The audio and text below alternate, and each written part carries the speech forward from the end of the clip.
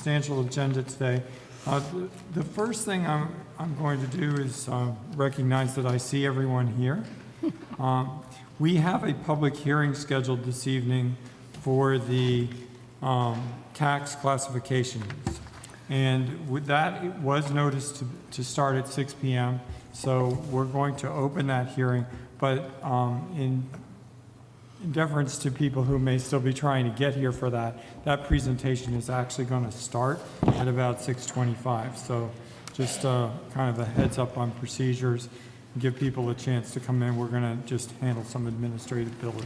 So, Mark, do we have to make a motion? Yes, we do need a motion for that. All right, so I'm going to move to open the public hearing for the fiscal year 2026 tax classification. And continue it to 6:25. And continue it to 6:25. Sorry, we're opening the? We're opening it, yes. We're just going to do our regular business for a few minutes and give people a chance to get here. So why don't we wait until we... Right, so why are we Because opening the- the hearing? Because the town, it was advertised at It was 6 o'clock hearing. Noticed at 6 o'clock, so we need to open it. Okay. Everybody clear? Did I hear a second? Second. Okay. Thank you. All those in favor? Aye. Okay. So the public hearing is open, and we'll resume that at about 6:25. In the meantime, and there will be an opportunity to comment about the tax classification actions, but as our practice, we'll take public comments on items that are not on the agenda for up to 3 minutes. Please approach the microphone, identify yourself, or raise your hand if you're on Zoom and you want to be identified. I see a person arriving at the mic. Dean, would you please identify yourself? Dean Banfield, 73 Walden Terrace, former chair of the Solar Implementation Task Force, but speaking in my own behalf. I'm really here to remind the committee of the task force report, which was provided on May 20th of 2024, and it had a number of findings and it had a number of recommendations. The bulk of those recommendations are generally being able to be handled by Jason Bolger and the light plant, but there are some recommendations that are more broad in nature. At the time that we delivered the report, it was our recommendation that we have someone within the town administration who would ride point on the report and make sure and check in with areas of responsibility to make sure that those points were being followed up that were not within the context of the light plant responsibility.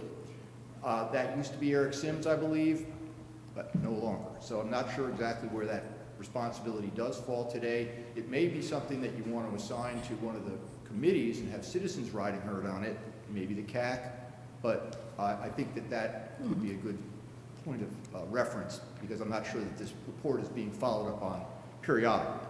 But I do want to make 2 points that are in the report that are outside the purview of the light plant.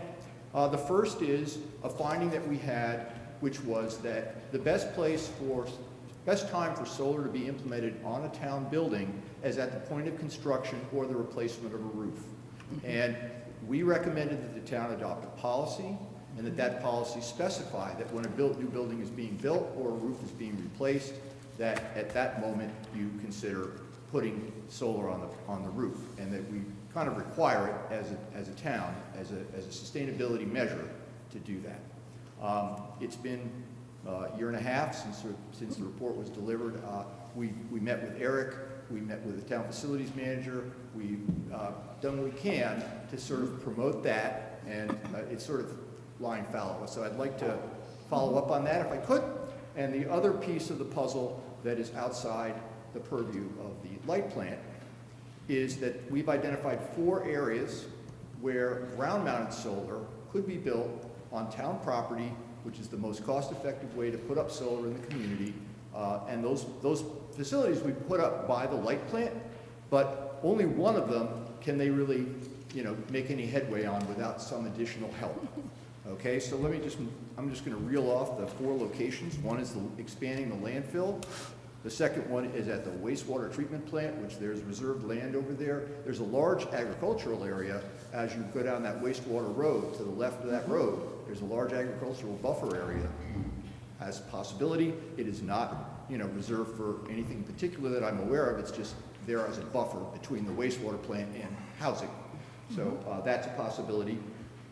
The drainage basin at the high school, we tried to pursue that during the course of our work, and the school committee was not particularly amenable to that. And the one that really I think I'm here to just mention today that does need a little bit of a nudge from the select board or the director of natural resources is there's a piece of property called the Burke Land, which is adjacent to the Ripley building. It's near the Little League ball field. It's adjacent to the Gallon Swamp area that is owned and operated, I guess, owned by the Sudbury Valley trustees.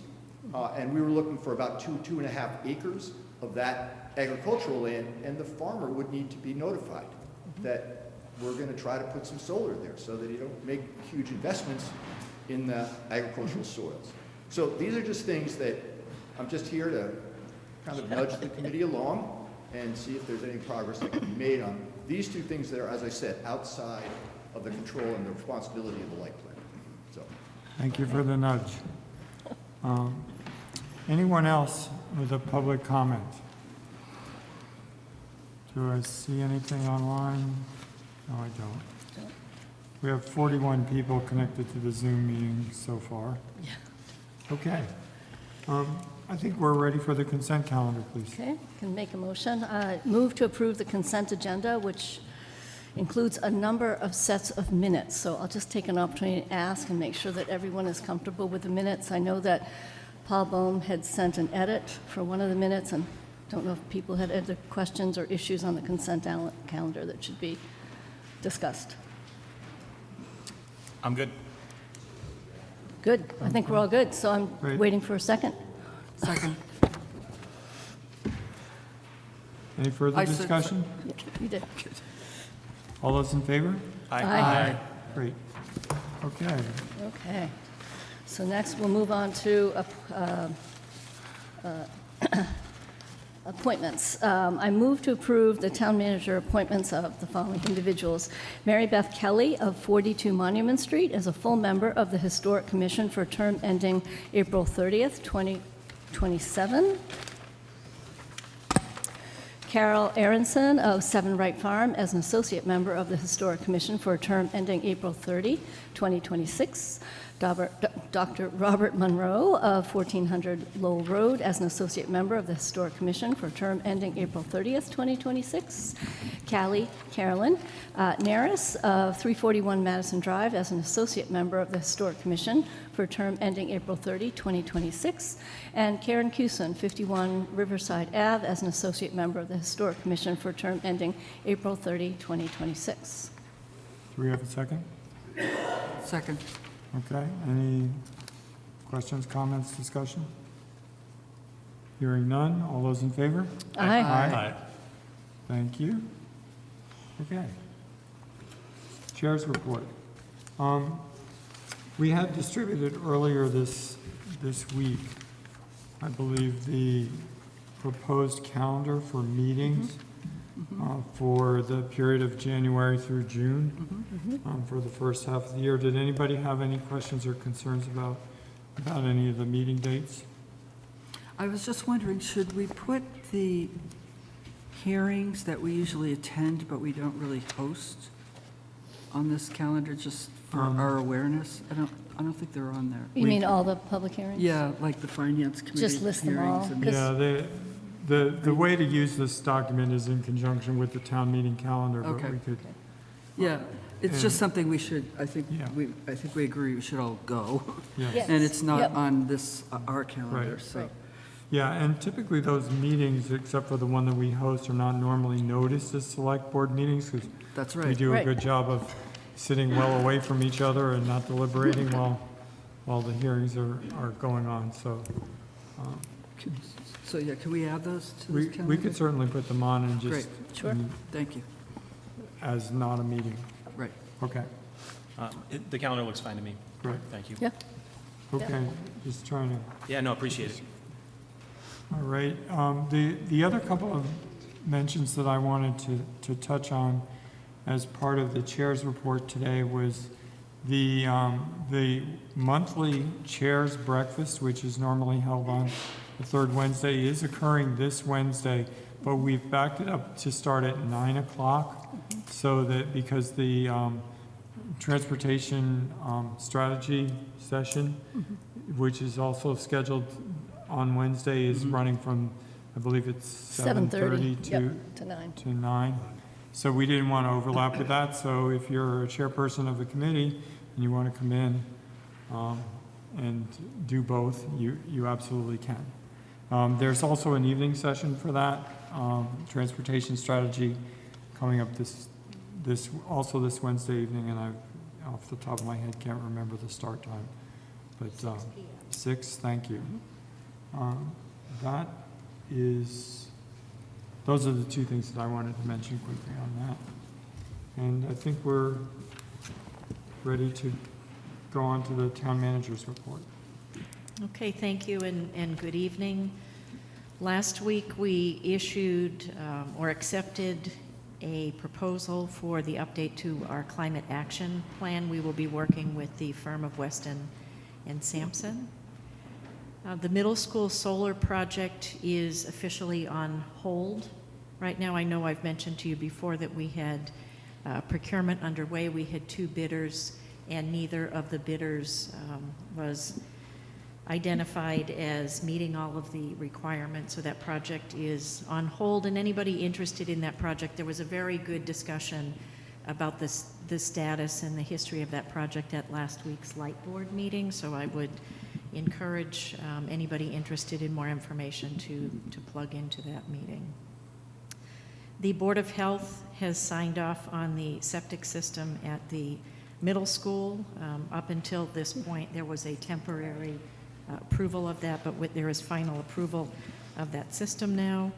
Over at the senior center, the stairway and ramp reconstruction project is well underway, and it's moving along according to the proposed timetable.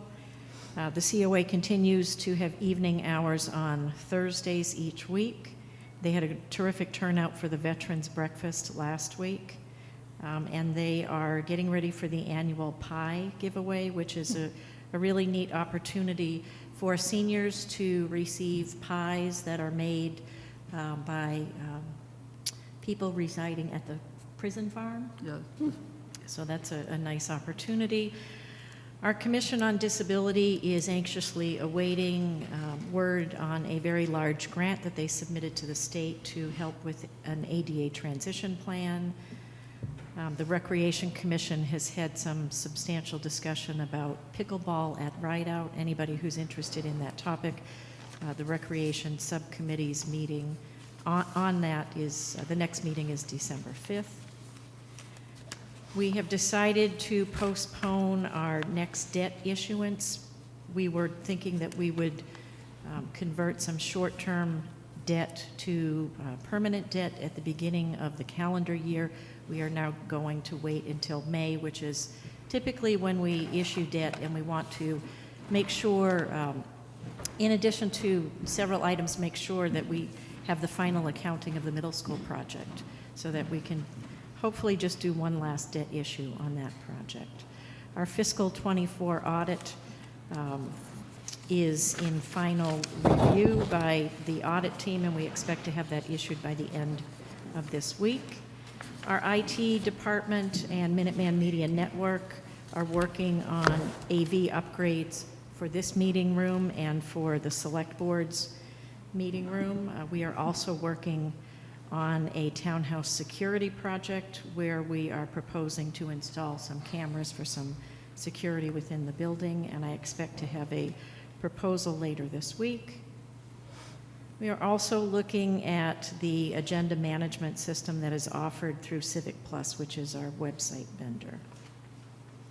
The Public Works Commission, I believe last week, finally approved the resident petition for the stormwater improvements at Dover and Darton. That project, I know, has been in front of this board as the town is a landowner in that neighborhood. Public Works is also finishing up its seasonal work, including water main replacement on Silver Hill. I wanted to mention, if anybody, not sure if you're all signed up to receive our Economic Vitality newsletter, which is a monthly newsletter prepared by our Economic Vitality Manager, Mimi Graney.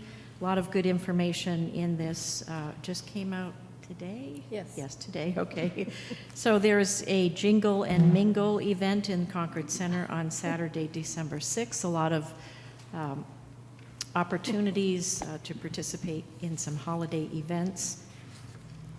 Let's see, the annual tree lighting ceremony will be on Sunday, December 7th at 3 p.m.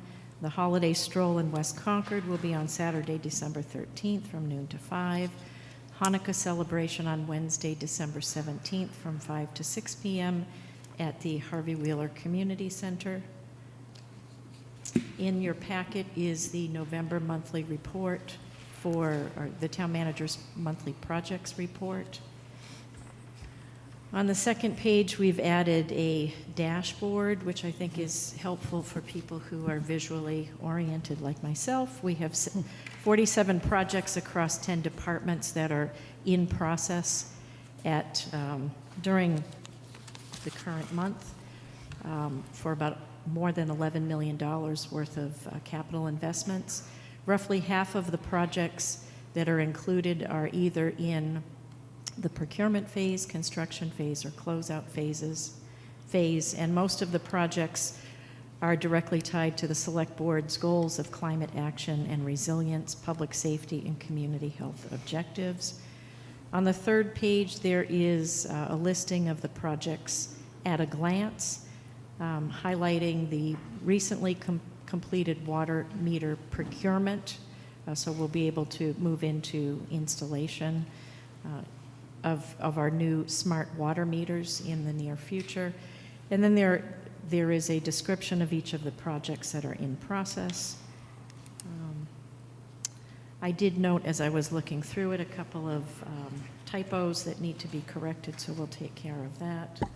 And then I just wanted to close with mention of a clock dedication that took place earlier today. There was a group of people who have dedicated a clock, which is in the Select Board meeting room, in memory of Tom Swain, who passed away in July of this year. His family was in today, and it was a quiet, private dedication. It's a beautiful clock, and it actually works as opposed to all of the clocks in this room. So that was very nice, and I was happy to be able to stand in and meet his family. Yes, he was good man. Thank you. One thing that I did notice on the project report is the link for more information to the time of use rates gets a 404. Okay. And I tried to All right. sort of locate where that information is on the CMLP website. Yeah. So, and didn't actually find it, but I did find my way to the Civic Concord podcast about the time of day rates that was produced by our own Megan Samuto, and enjoyed listening to that. So for people that are getting ready for that interesting change to how electricity is charged, I think that would be good information to get out. Any other questions or comments on the town manager? I had one question, Carrie. I saw in there was an open space and recreation plan RFP. Am I missing? I just wasn't aware of that. There was some reference to 2023 in here, in the report. In the projects report? Yeah. I'm We can gonna- take it offline Yeah, if it's... I will have to take that Okay, offline. all right, that's fine. Apologies. I thought That's you wanted fine. to say something. No, did you want more information on it? I'm sorry, I missed that comment. She wanted to know whether she saw a There was reference to it. Yeah.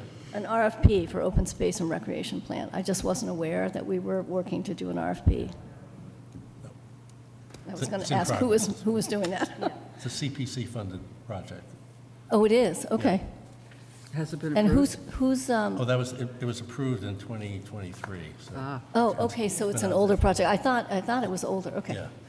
Okay, great, thank you. Okay. Hearing none, that puts us right on time for the public art presentation. There's Mimi. Mimi, stand nice and close to that microphone, please. Hello, everyone. I'm Mimi Graney. I'm the Economic Vitality Manager for the town. My apologies, in your packet, it has an earlier version of the memo. This is a request from the West Concord Cultural District. That committee is proposing to do some temporary public art in West Concord Junction, in the little park there that comes between Commonwealth Avenue and out to the train station. They've engaged with a number of different community members, including the Green Thumbs, to find an appropriate location. And in your packet, it's got a picture of the specific park, a part of the park where they're proposing for this to be. It was vetted by Public Works, who thought it was a fine location. Apparently that particular spot, the Green Thumbs can't get anything to grow on, so they're perfectly fine with us putting something else in there. And the proposal is for a temporary sculpture. So there'd be a call for art, kind of similar to how the group's done other times. And the idea would be to not so much commission the art, just for a loan of the art. In the request, the memo that I submitted was to specifically work with the New England the New England Sculptors Association. Once we've been looking at more of the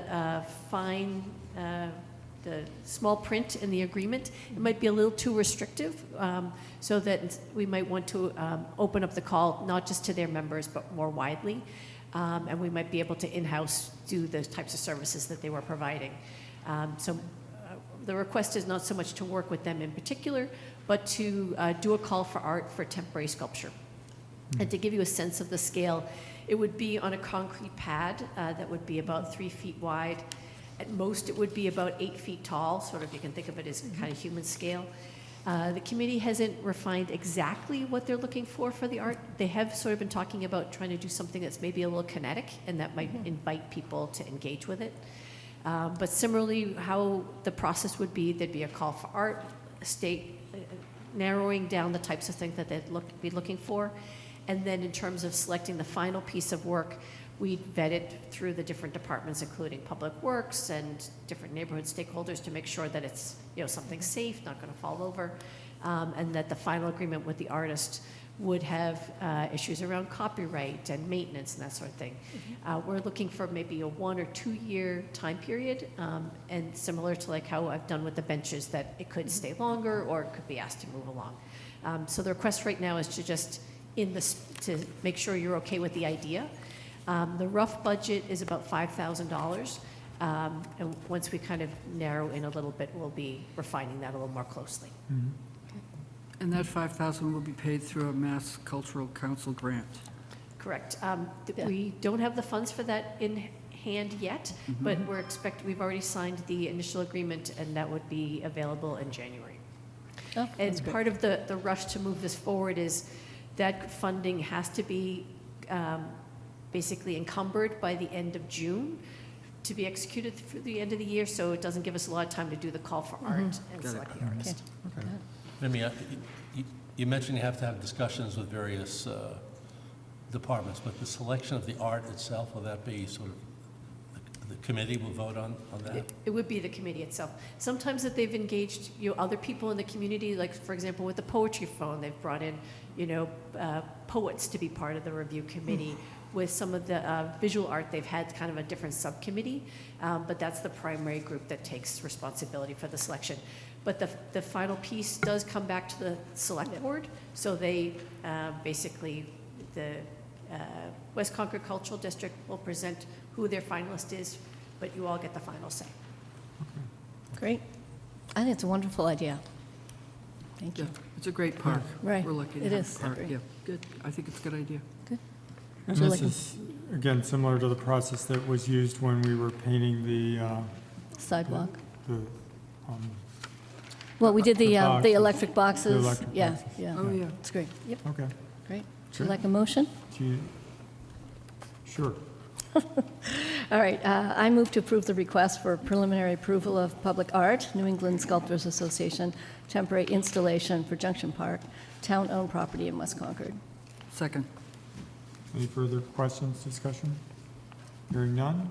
All those in favor? Aye. Aye. Great. Thank you. Thank you, Mimi. Okay. And that brings us just about to the time we said. It's 6:26. So we're going to return to the public hearing for the fiscal '26 tax classification. And I'm just going to outline how we're going to handle this. We're first going to hear a presentation from Meredith Stone, our town assessor, that outlines the actions that are taken. There are 4 votes that the select board will take after the close of the public hearing. So we'll hear the presentation. We'll have an opportunity to ask some questions from the board if there are any. And then there'll be an opportunity for public comment, both from people attending online and here in the room. When public comment has either run its course or we're getting close to the 7:25 when we're expecting to take those motions, we'll close the public hearing, and then the select board will proceed through the 4 votes that are going to be described in the presentation. So if everybody's clear, I think we're ready to go. Thank you. Good evening, everyone. I'm the Town Assessor, Meredith Stone. Tonight, I will be showing the fiscal year 2026 tax classification hearing for the town of Concord. And we're just putting the presentation up. Next, here is the timeline. The timeline starts with the annual town meeting, when the budget gets approved.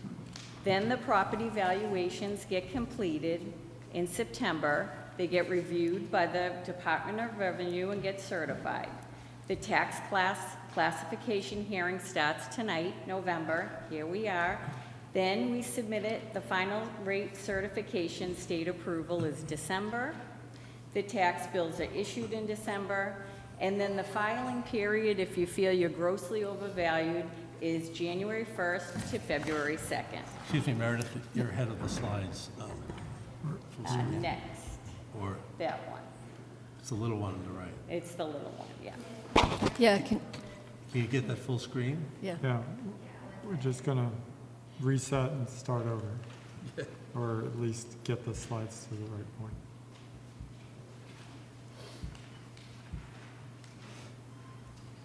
There you Okay, go. thank And that you. is the timeline that I just went through. And the abatement period is January 1st to February 2nd. Next.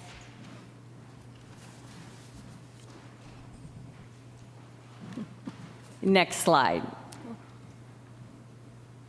The purpose of the tax classification hearing is to determine whether to distribute the tax levy equally among all classes of the property, to reduce the share of the levy by the residential classes, and shift some of the burden to the commercial, industrial, and personal property.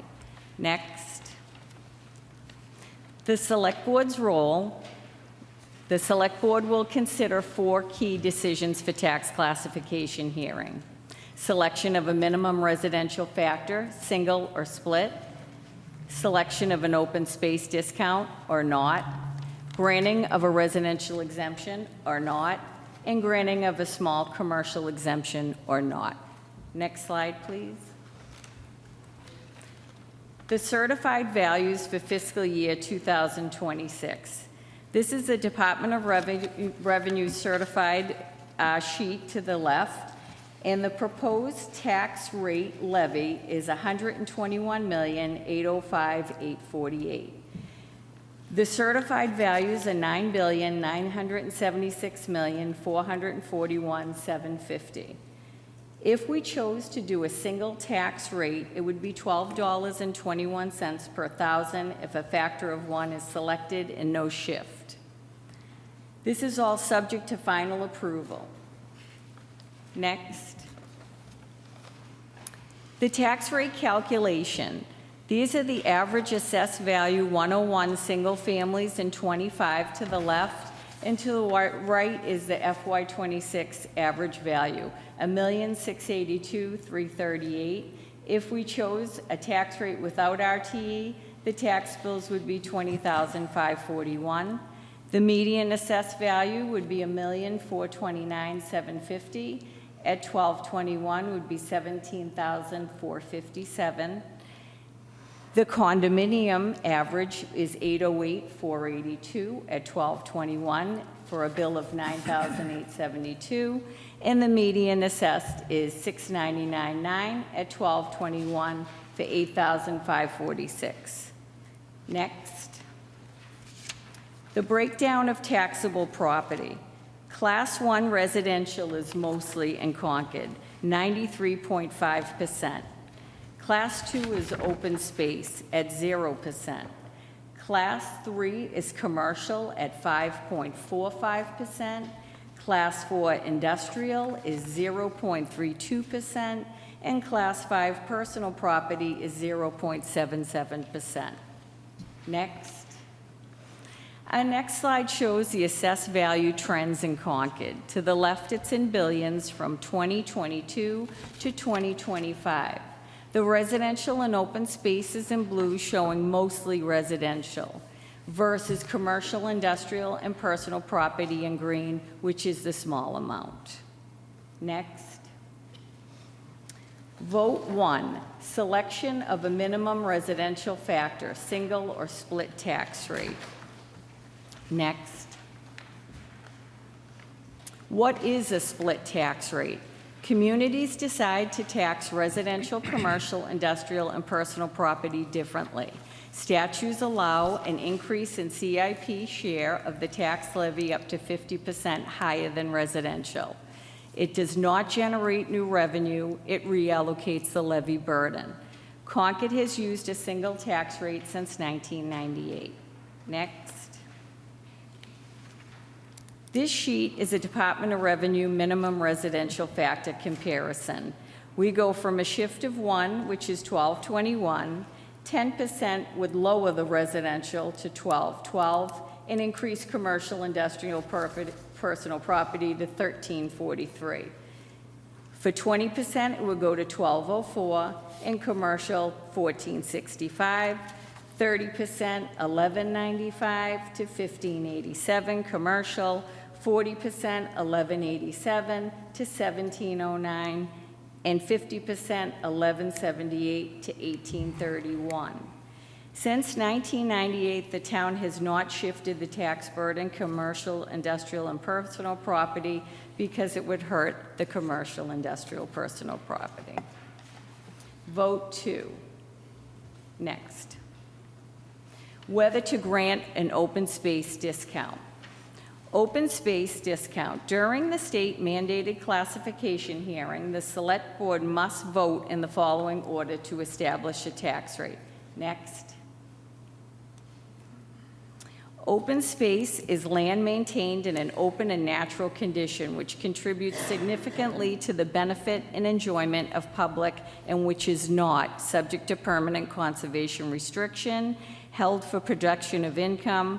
The taxable under the provision is Chapter 61 Forestry, Chapter 61A Agricultural, Horticultural Land, and Chapter 61B Recreational Land. The Select Board may discount up to 25% of open space shares of taxes. Historically, the town of Concord has not adopted an open space discount. Next. Whether to adopt a residential exemption. Next. What is it? Mass General Laws, Chapter 59, Section 5C. Enacted in 1979, the residential tax exemption is an option under property tax classification that shifts the tax burden within the residential class from owners of moderately valued residential property to owners of vacation home, higher value homes, and residential properties not occupied by the owner, including apartments and vacant land. Next. This is a chart of residential tax exemption. The residential exemption factor can be from 1 to 35% of the total average residential parcel value. The property must be a primary domicile of the owner as used for income tax purposes as of January 1st. This option exempts value only within the residential class, and it does not change the levy. It does not impact commercial, industrial, or personal property. The Select Board can authorize up to 35% of residential exemption. 19 communities out of 351 in Massachusetts chose to adopt in 25 to 26, and these are on your right. The residential exemption is a fixed value reduction off the assessment for qualified taxpayers, meaning all qualified taxpayers receive the same amount subtracted from their assessed value, whether you're in a $500,000 home or a $5 million home. The assessed value is the same. The assessed value for the exemption is a percentage of the average residential value of the community. Next slide. How is it calculated? To calculate the exemption, the average assessed value of the residential parcels must be determined. The adopted percentage is multiplied by the number of eligible parcels, and then the amount is exempted from the residential parcel value. The break-even point is the point at which qualifying parcels will see an increase above the break-even and a decrease below the break-even. The break-even point is benefit neutral. In the right, showing a 10% shift, and what the residential exemption would be $155,056. Next. In the next 3 slides, there's a 5%, a 10%, and a 15% calculations. On the left-hand side of the 5% is showing that the exempt value would be $77,528. On the left-hand side is non-residential exemption qualifying property tax, and on the right-hand side is qualifying residential property tax. Starting with the $500,000, $1,221, the tax bill would be without the RTE $6,105. The estimated bill with the RTE would be $6,305, a $200 increase. To the right, a qualifying residential value at $500,000, the value would be $422,472. The rate would be $1,261. The estimated bill would be $5,327, a savings of $778. Going below, if you hit the $6 million on the left-hand side, the tax bill without residential would be $73,260. The rate would be $1,261. The tax bill would be $75,660, and an increase of $2,400. On the right-hand side, an eligible $6 million home would be $5,922,472 at $1,261. The bill would be $74,682, and the bill would be $1,422 with the qualifying applicant. Next slide. On the 10% shift, the exempt value would be $155,056. Going on the left-hand side, non-qualifying residents at $500,000 with the, it would be $1,305 without the residential, an increase of $420. On the right-hand side at $500,000 with the residential exemption would be a savings of $1,603. On the bottom, a $6 million home would be $78,300 with the residential exemption, and it would be $5,040. On the right-hand side would be the residential exemption adopted and being qualified for the residential exemption, it would be $3,017. Next slide. And 15% would be $232,585. At $500,000, the rate would increase to $1,351. Non-qualifying would see a $650 increase. On the right-hand side, a qualifying would see a 2,492% savings. And on the bottom, a non-qualifying $6 million home would be $7,800 of an increase. And to the right-hand side, a qualifying home of $6 million would be $4,658 with a qualifying. So in between are all the different variations, and the break-even point is is pretty much zero benefit neutral. Next slide. This chart shows how many residential exemption applications have been granted within each value range presented. Class 1 properties also include 267 vacant land parcels, which are included in the total parcel count but cannot be granted a residential exemption. 750 and below, 319 were granted, 835 were total parcel range. 750 to $1.2 million, 1,237 were granted, 1,801 were total parcel range, and so on and so forth. To the right, 750 and below, it's all broken up, the granted and total parcel range. The total parcels are 3,863 that have been granted so far this year. Total parcel range is 6,014. Next.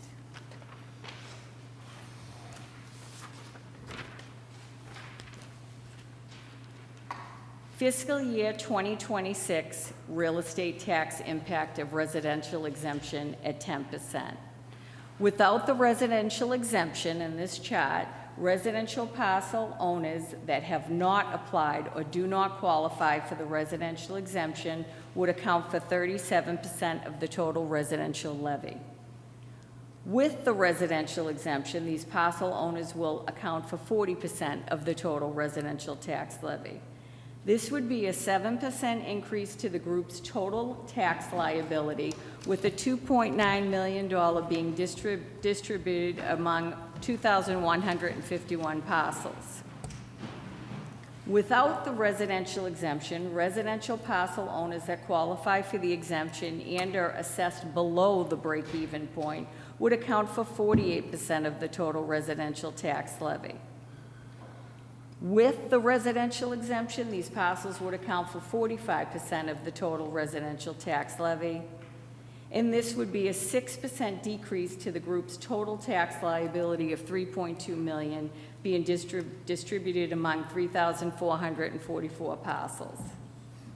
Without the residential exemption, residential parcel owners that qualify for the residential exemption and are assessed above the break-even point would account for 15% of the total residential tax levy.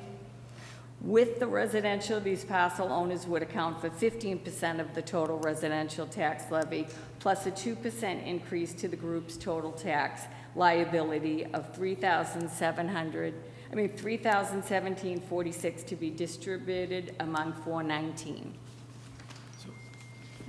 Are we waiting until the end for questions or comments, or should we? I can do questions at the end, Okay. if I could just go through this. Great. So next.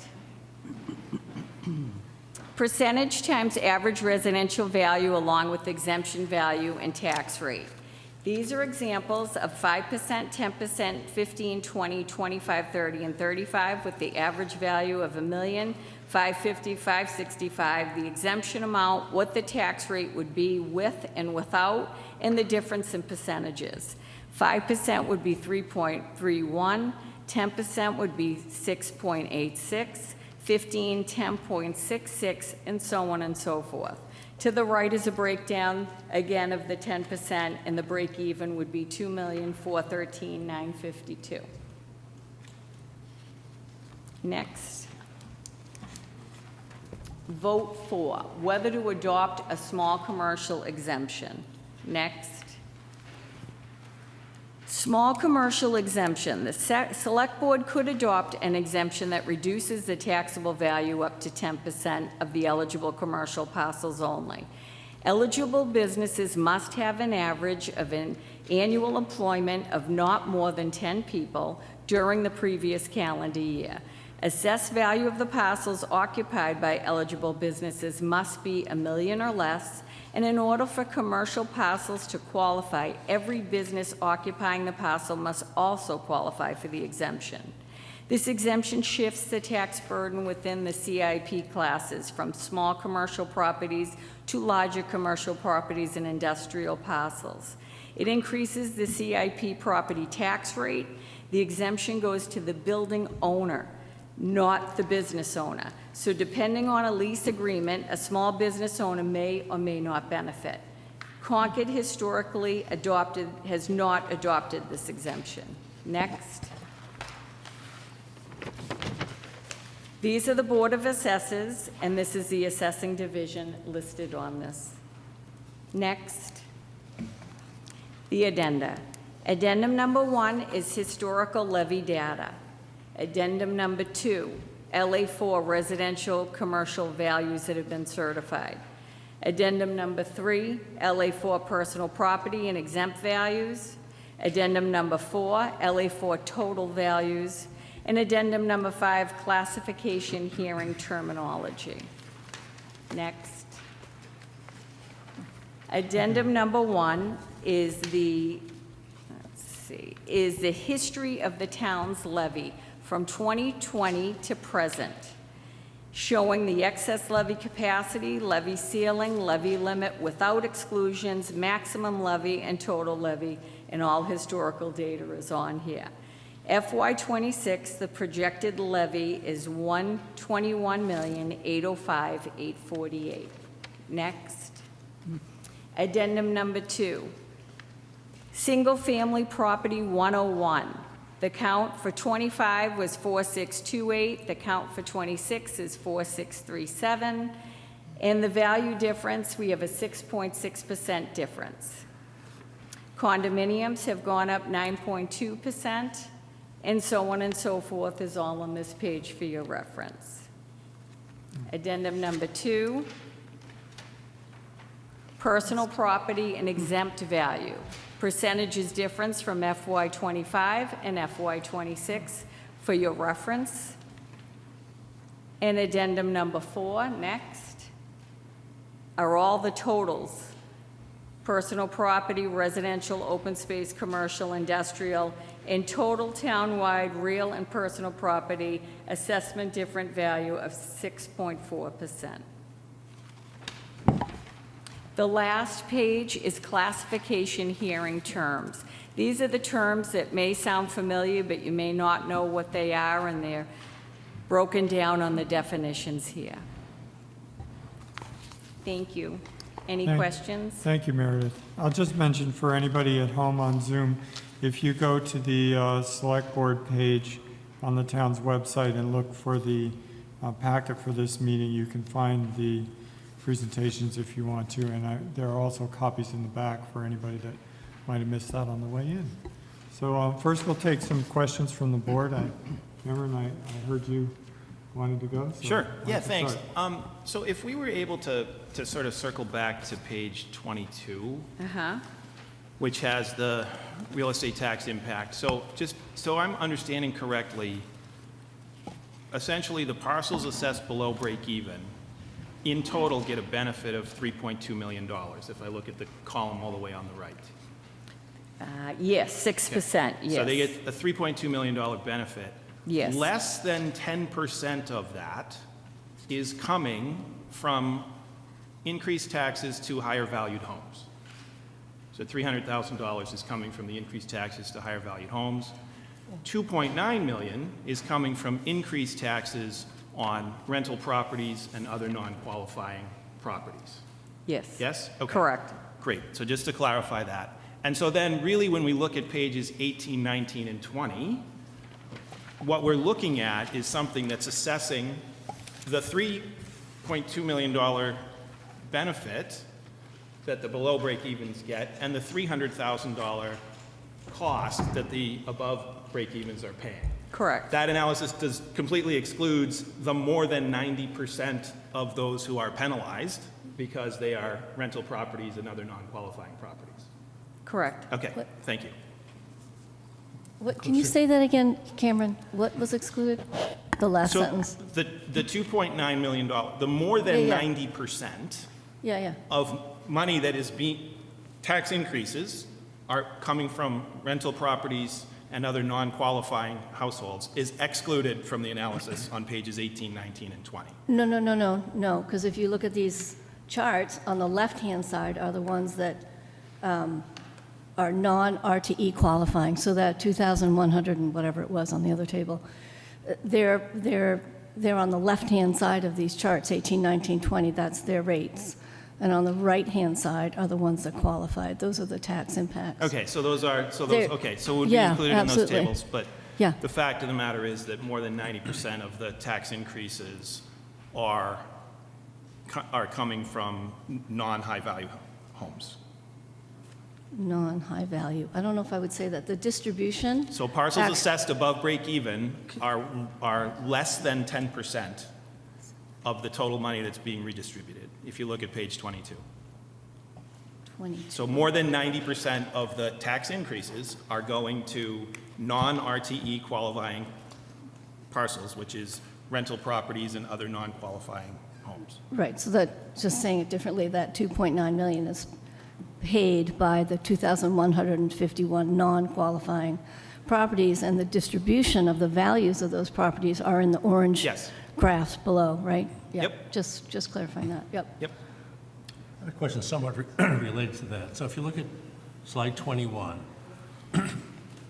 the difference between 3863 that are granted and 6,014 minus the 267, those are properties that are ineligible, but some of those just haven't applied, right? Some just haven't applied, some are getting homestead in other states, like Florida, and they're here, and they get a homestead in Florida, they can't get both.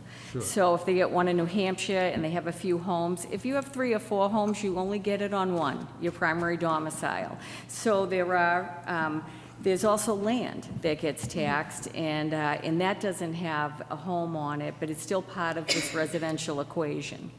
But my question is, do we know how many qualifying properties that could apply have not applied? Because they are getting penalized for not applying. Some correct? people just don't want to apply. No, I understand. Right, so this is as close as we can get of what has been granted and what are in the range.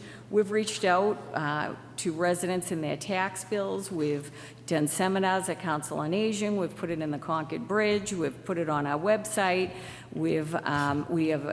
there's a committee that's analyzing it, and we've had calls, but if they don't want to apply, we can't, they have to No, apply. I'm not questioning the effort. I'm questioning the data. So I'm not questioning them, Yeah. clarifying the data.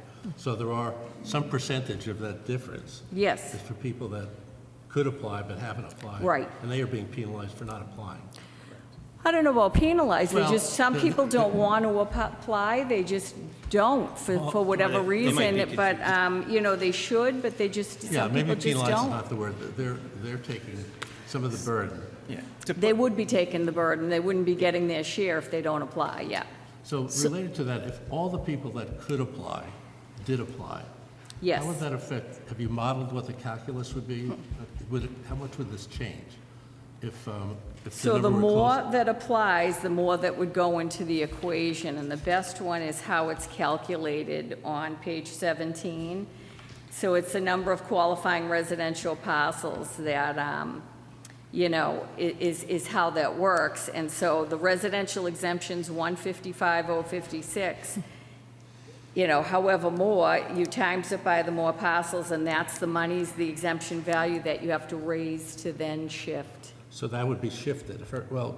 It depends on whether they're high value or low value. It depends, but assuming most of it- Depending on who's applying, and yes, yeah. But you can see that on slide 21, who's not applying, or, right? So there are 500 plus people, 750 and below, who are not applying. Yeah. I'm just trying to understand. So, Yeah, so Paul- 298 have been granted, and 514, it could, you know, is in that bracket.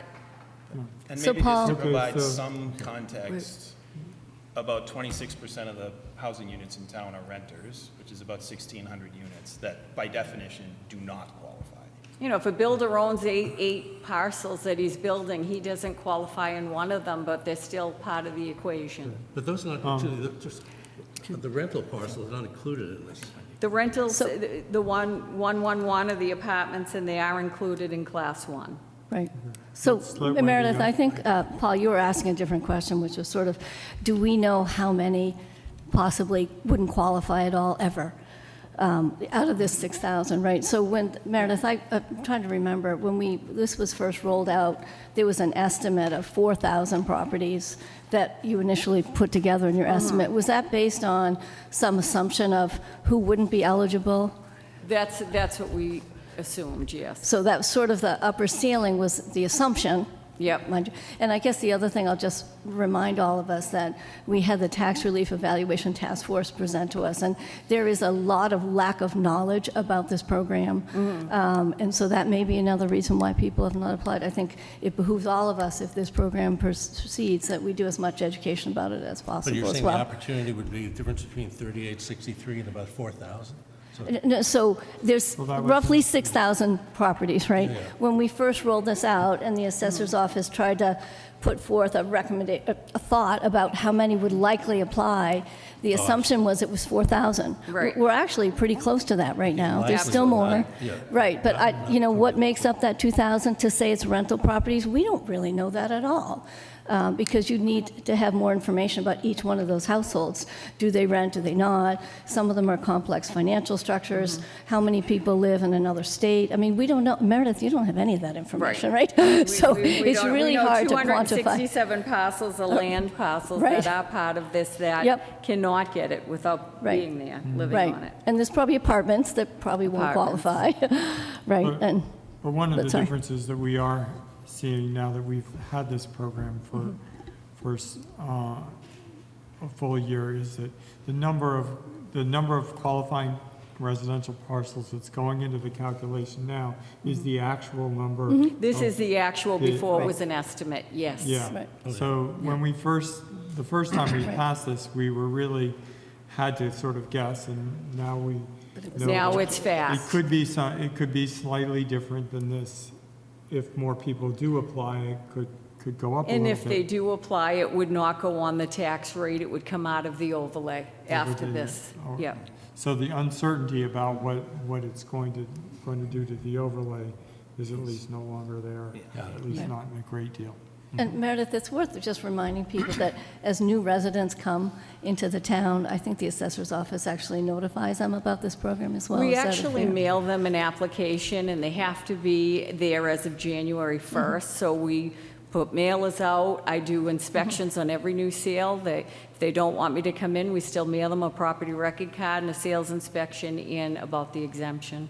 Yep, Yeah. great. It's also true that people can still apply for this for the current tax year. Absolutely, right. If they're hearing about this for the first time and they want, because applying wherever your property lands on this has a measurable effect on the bill if you qualify.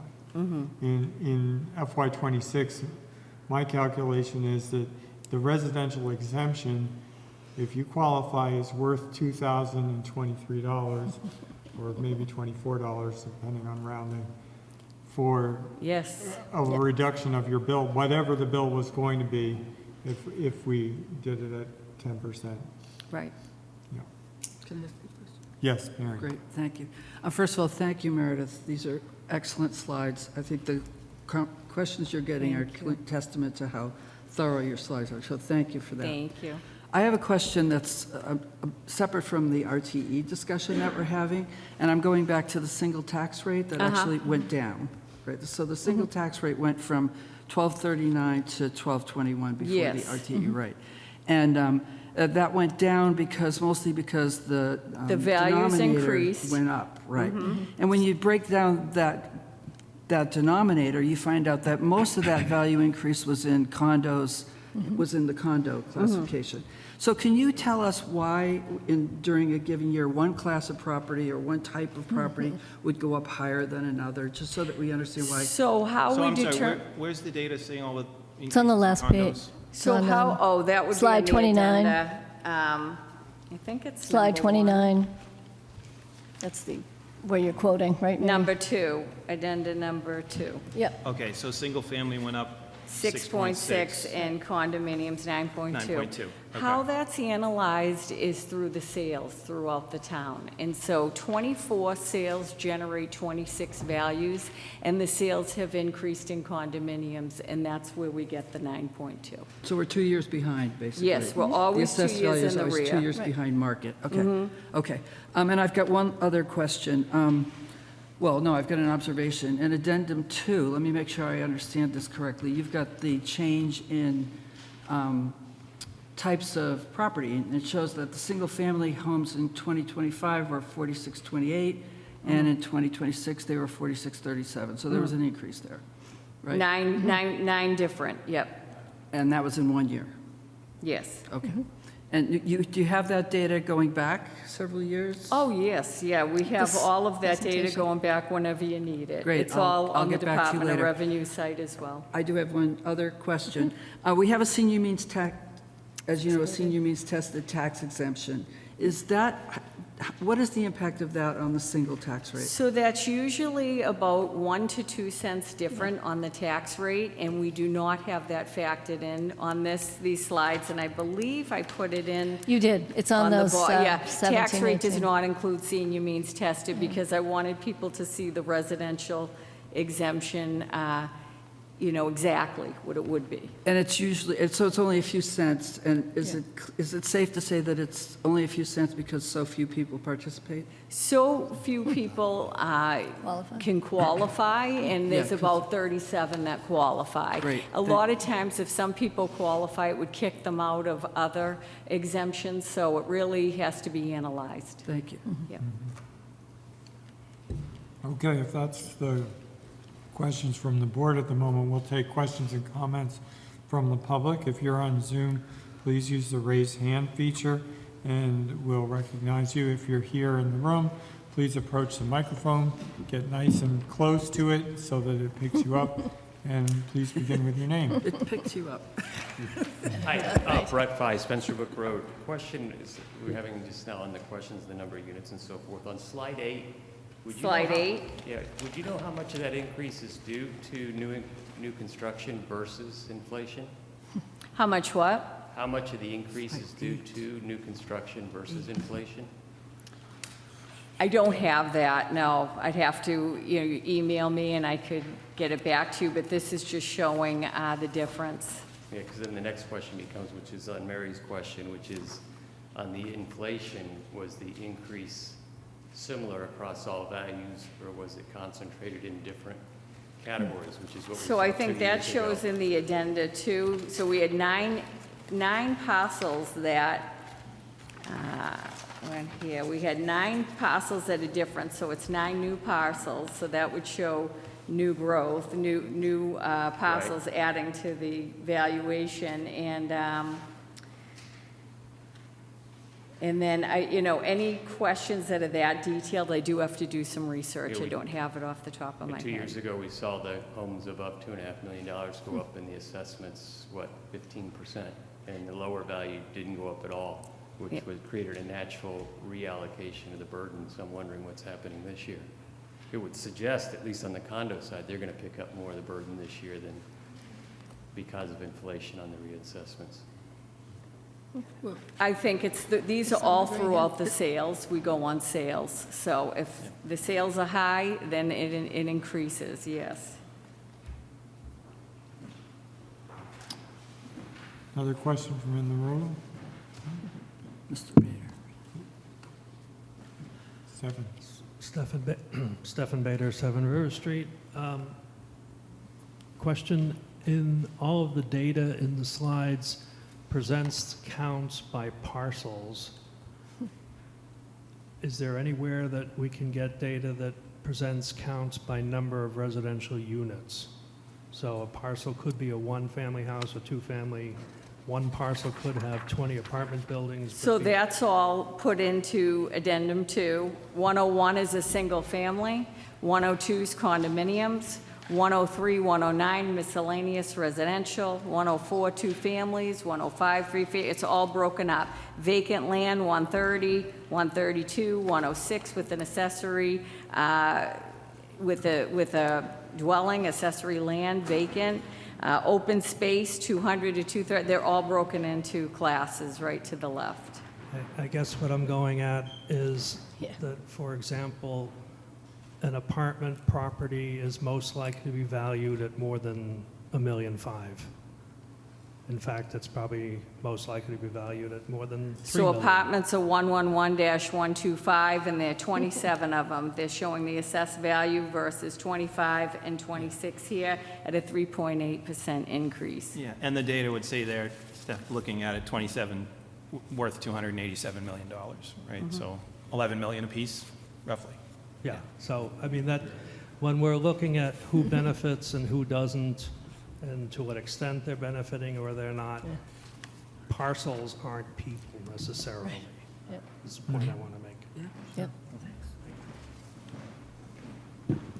Ellen Quackenbush, 206 Prairie Street. I'm a member or co-chair of the RTE task force, but I'm just speaking as an individual. I'm wondering, Meredith, on this slide, oh, my glasses, 22, that's got fiscal year real estate tax impact, and you've got that, What page? it's the one that's 22. I forgot my 22. glasses. We've got the 3.1 million is the benefit for folks who qualified for the RTE and received it, and the 3 million is the cost to others.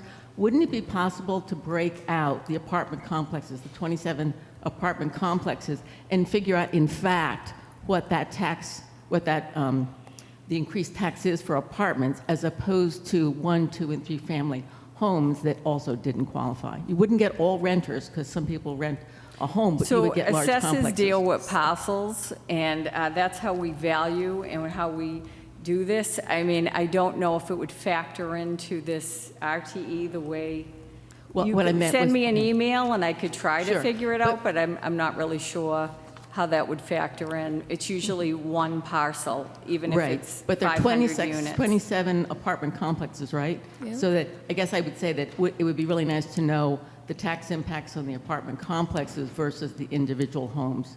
I think it would Figure help that to out. clarify some of the questions people have about the impact on renters.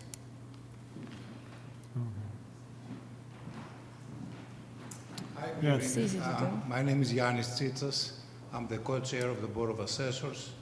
I'm just speaking on my, I just want to add some stuff over here.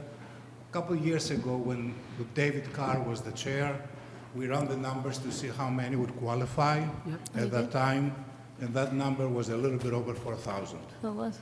So the rest of the part, the rest of the houses or parcels would not qualify because being on the trust, because of different reasons, they would not qualify. So we are very close as far as the 3,800 over, let's say 4,000. We have the numbers are very, very good. And secondly, if you look on page 21, if you look for the parcels over the $3.5 million, about 51.49% have benefited.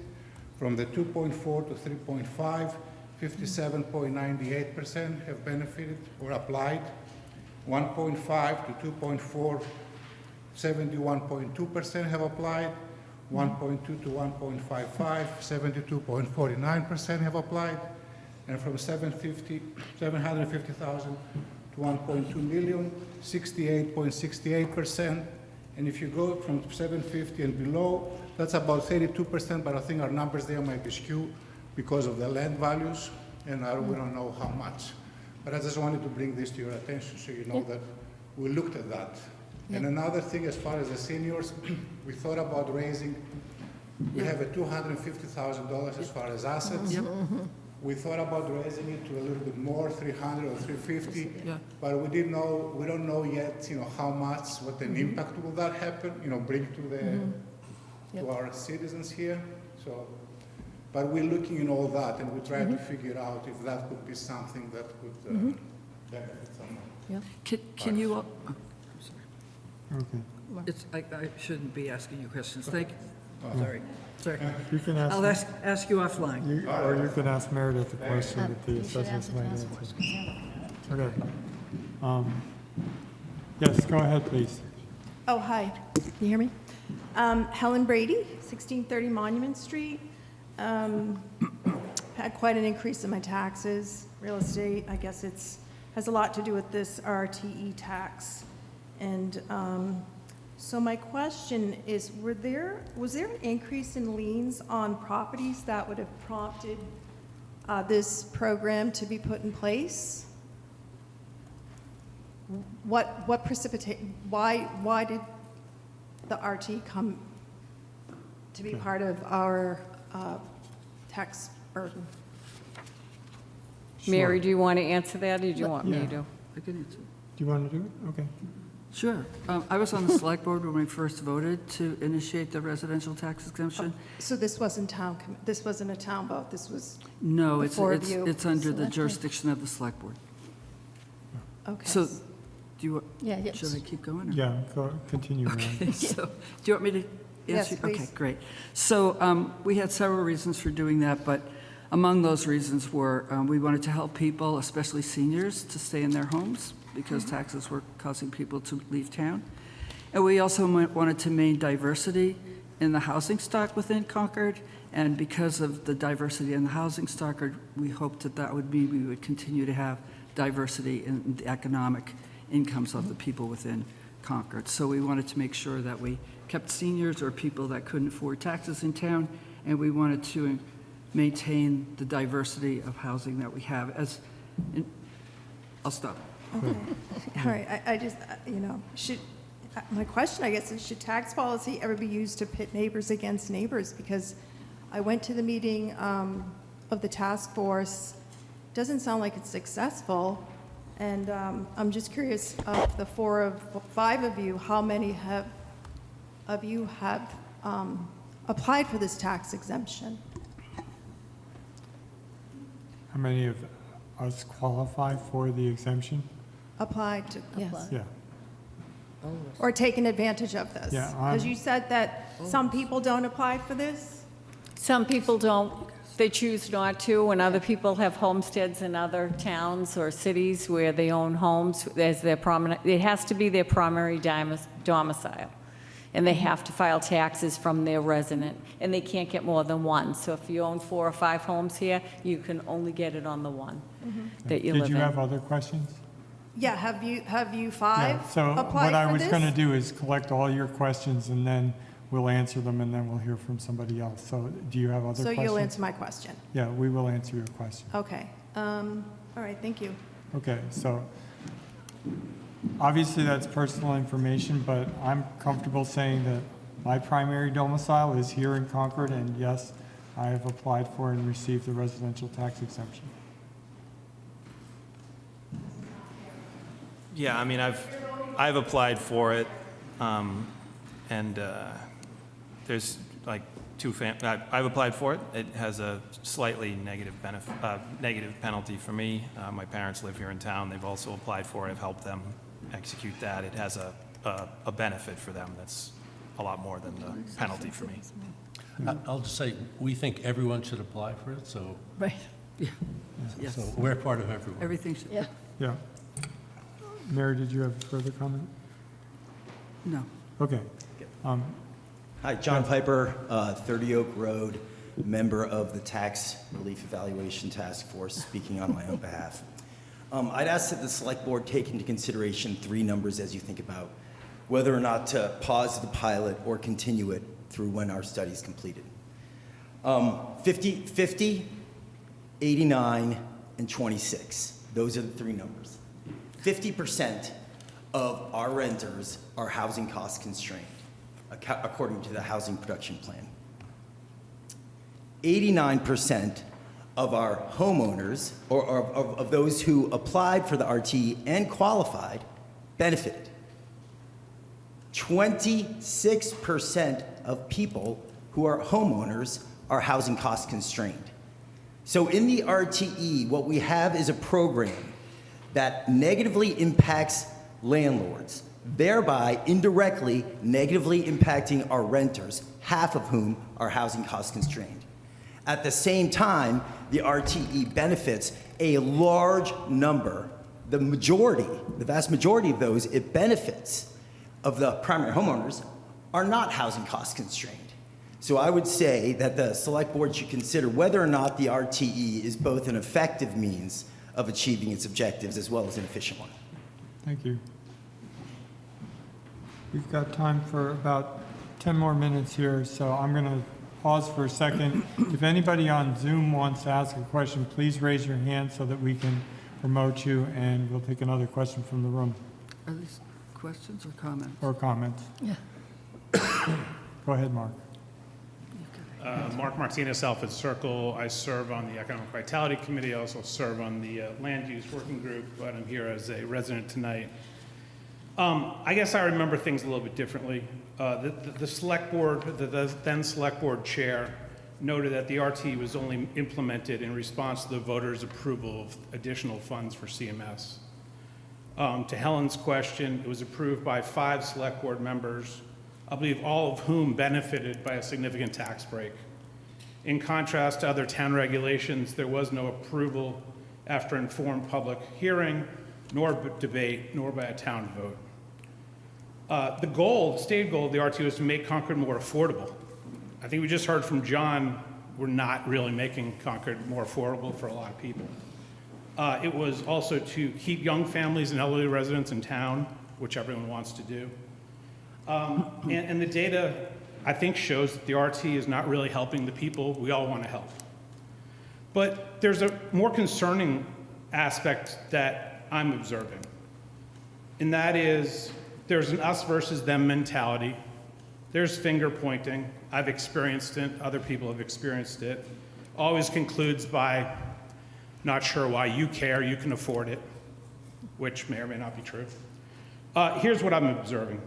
The RT is not only based on a false narrative, but it appears to be providing tax breaks to many who don't need it.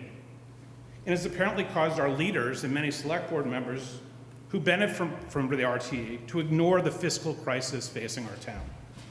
I can't figure out any other reason why the select board hasn't put efforts to control or even cut spending on the agenda. Paul and Mary made spending and financial sustainability a top 3 campaign issue. Paul actually identified fiscal sustainability as the #1 priority. However, for some reason, there's been no discussion or progress on cutting or curbing spending. So, the one program Mary mentioned during her campaign was the pilot program, which appears maybe dead on a shelf. Not quite sure where it is. So I'm concluding that town spending and future real estate taxes and increased fees are not a priority for 4 out of 5 select board members, and I can't figure out why. But I can recount that, all 4 of the 5 received tax breaks, one of whom receives almost a $1,300 tax breaks. So, I contend that members of the select board, if they felt a personal pressure, financial pressure, or are concerned about the town's fiscal sustainability, the select board would put town spending on its agenda, discuss it, and address it. So we talk about the RT and town spending, but our residents deserve better than an annual rubber stamp and kick the can down the road. Thank you. Thank you. We're going to take one from Zoom. Diane Proctor, please. You have more Yeah. on Zoom. Thank you very much, Mark and everybody. I just want to say that I know the people on the select board very well, and I know none of their votes was made for personal gain. It was made for the larger concerns of our community and the compassion that they bring when they think about the needs of our community. Whether this is an effective program, whether it works well, is something I know we're all grappling with and trying to discern. And in that regard, I would urge people, if you are a little bit confused by this whole presentation, and its depth and its complexity, which is very possible, to watch the League of Women Voters program first Friday, in which the whole pros and cons of this were presented, and there was very good and vigorous audience participation. So I would urge you to watch that because I think it was informative. Thank you very much. Thank you, Diane. We'll take another one from Zoom. Bijal Karande, and I apologize if I didn't say that very well. 2. Yeah. Hello, can you hear me? Yes. Hold on 1 second. Go ahead, please. Bijal? All right, can you hear me? Now we can. Yes. Hold on 1 second. I'm having some technical challenges, but I can come on camera. All right. Hello, everyone. I'm Bijol Karande from 27 Alfred Circle, and I would say I'm relatively new to, I wouldn't say very new to town, 4 years around, but new to attending these sessions over here. And one of the reasons why I'm here is, of course, because over the last 4 years that we've been here, our taxes have exponentially gone up, like close to 43%, and that's why I've started taking interest in understanding what are really the challenges with the town and what's driving these taxes up. So I just want to share some of my observations as I've been following these conversations. First of all, I could be a first example of the person who cannot find any of these town informations on the website. So I know earlier in the conversation, you mentioned that there are many ways of communicating to the residents, but I just went to the Concord .gov website, and I do not see any information about this particular meeting and the content of the documents people are reviewing. So that could be my first feedback, that while we are trying hard and the team is trying hard, every person reviews and processes information in 7 different ways, so you may want to kind of take that as a feedback.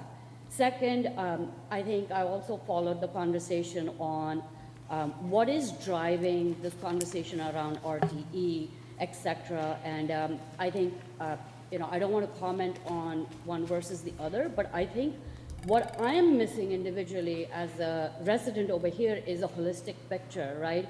While we are focusing on putting a vote on the RTE and the values and how it kind of benefits one versus the other, I would really like to see a holistic picture of what are the overall liabilities for the town, not for this year, but for 5 years. How do we address that? And then come back to vote and see how do we vote for it, whether it's RTE tax or are there any other options to kind of alleviate these tax burdens? Because unfortunately, it cannot be that the same group of people are going to pay increased taxes without looking at it as a holistic picture. So that's my comment feedback. I'm happy to help the town in whatever capacity I can, but these are my observations coming in for the first time. Great. Okay. Thanks for the comment. I will mention that after this hearing, if you want to understand about spending, we're going to talk about the town budget, so please don't all get up and leave when we get done with the taxes. I'll take David Hessel from online. Yes, thank you. Just a few quick comments. One, attacking board members for their right to apply for the RTE is inappropriate. Two, no one that I can recollect, by everything I've read, said that it would lower property values here in Concord. That wasn't the goal of the RTE. The third point is, having been a taxpayer here since 1976 and a beneficiary of RTE, I fully support extending it for another year. Thank you. Thank you, David. Elizabeth Moore online. Hi, yes, Elizabeth Moore, Blueberry Lane. Elizabeth, get a little closer to your microphone. Oh. Can you hear me okay now? Barely. Can you hear me okay now? Speak up. Okay. Okay, I just wanted to bring your attention to the minutes from the Board of Assessors meeting, October 26, 2017, where they were reflecting on whether to add it in the RTE or not. And the decision, or the council by them, they said, and I'm reading this right from the minutes from the record, it says, the shift of the tax burden would be to the more expensive homes. With our town, the residential exemption would not help the right people. And so my one question to you is not what has changed about our spending. We know spending is up. We know taxes are higher.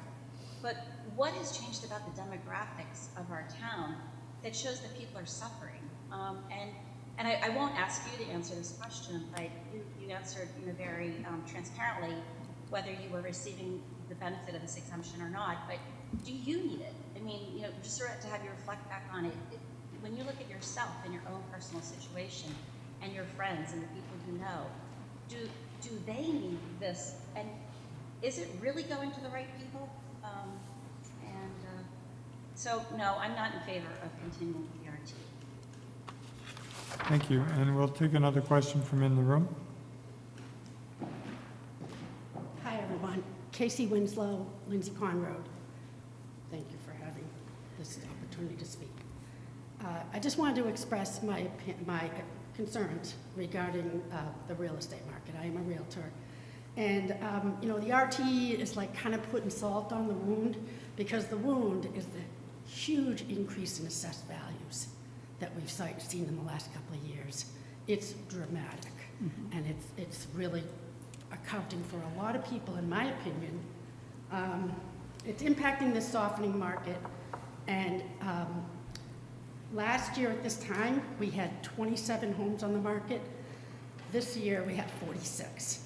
Of the 46, 60% are above 2.3 million, which was the cutoff last year, was 2.3. So I don't think that's a coincidence, and I'm especially concerned about the 1% transfer tax. Did we get any response from the legislature about that? You know, you sent a letter a couple of weeks ago. The real estate transfer. The real estate transfer fee. Yeah, a couple of weeks ago, you sent the letter to the Yeah. legislature. Yeah. No direct response. No response, okay. Well, if that happens, like, that is seriously going to be a concern for the real estate market. And I hope that you all take that into consideration when you make these decisions. Thank you. Thank you. Okay, seeing no comments, I think I'd take a motion to close the public hearing. Well, I asked a question that you can't answer, but I'd like the tax committee, Ellen and I met this week, Brett 5 Spencer Brook Road. The question about seniors, we can do an analysis to see based on census and who's applied, whether seniors are benefiting. It'd be great if we could do that analysis. It'd also be interesting to look at, for the herding, has tax liens increased or decreased since we put this in place? And it'd also be interesting to look at whether teardowns or mansionization has continued since we put this in place. So there are things that we should look at, and I hope Ellen and her crew will do that, in fact. Ellen, have you got some answers for that? I don't have answers, but I'm going to make a pitch for why to continue. That everyone's talking about renters and about housing cost constraint. That's from the American Community Survey of an N of 172. Already, our survey has an N of 520, and that's week 2. And we're going to answer all those questions. What's percent of housing costs or rent what percent is that of your income? Do you feel stressed by meeting the cost of your rent, meeting your total housing costs? So I'd say we are trying to ask these questions. Please don't jump the gun to make conclusions. We're trying to get information that is Concord, not 172 people, but probably, you know, already well over 500. So we're trying, please trust us as a committee. I guess I am speaking for myself, even though I'm a committee member. I really think that we're looking to answer all the questions people have asked, including how many renters and what is the tax burden on them. We can do that because we know the number of apartment complexes and their assessment. Anyway, please stay tuned. Okay, so I'm going to just note that at the moment, at least on the homepage of the website, town website, I'm not seeing a link to the survey, but could we, To the if tax somebody's relief. inspired by this whole conversation and wants to participate in the tax relief survey, what is the best way for them to get to that?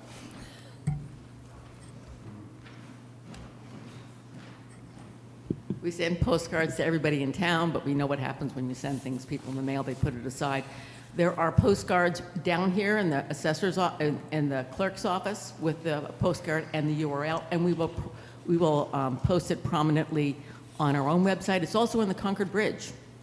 There's an opinion piece from Lynn Salinger and myself, and we include the tiny URL, which is a way to link to the survey. Okay. And maybe we can put it in the news and notices and put it more prominently on the website too. Yeah. Since people I did asked. see it in the paper this week. Great. Okay, good.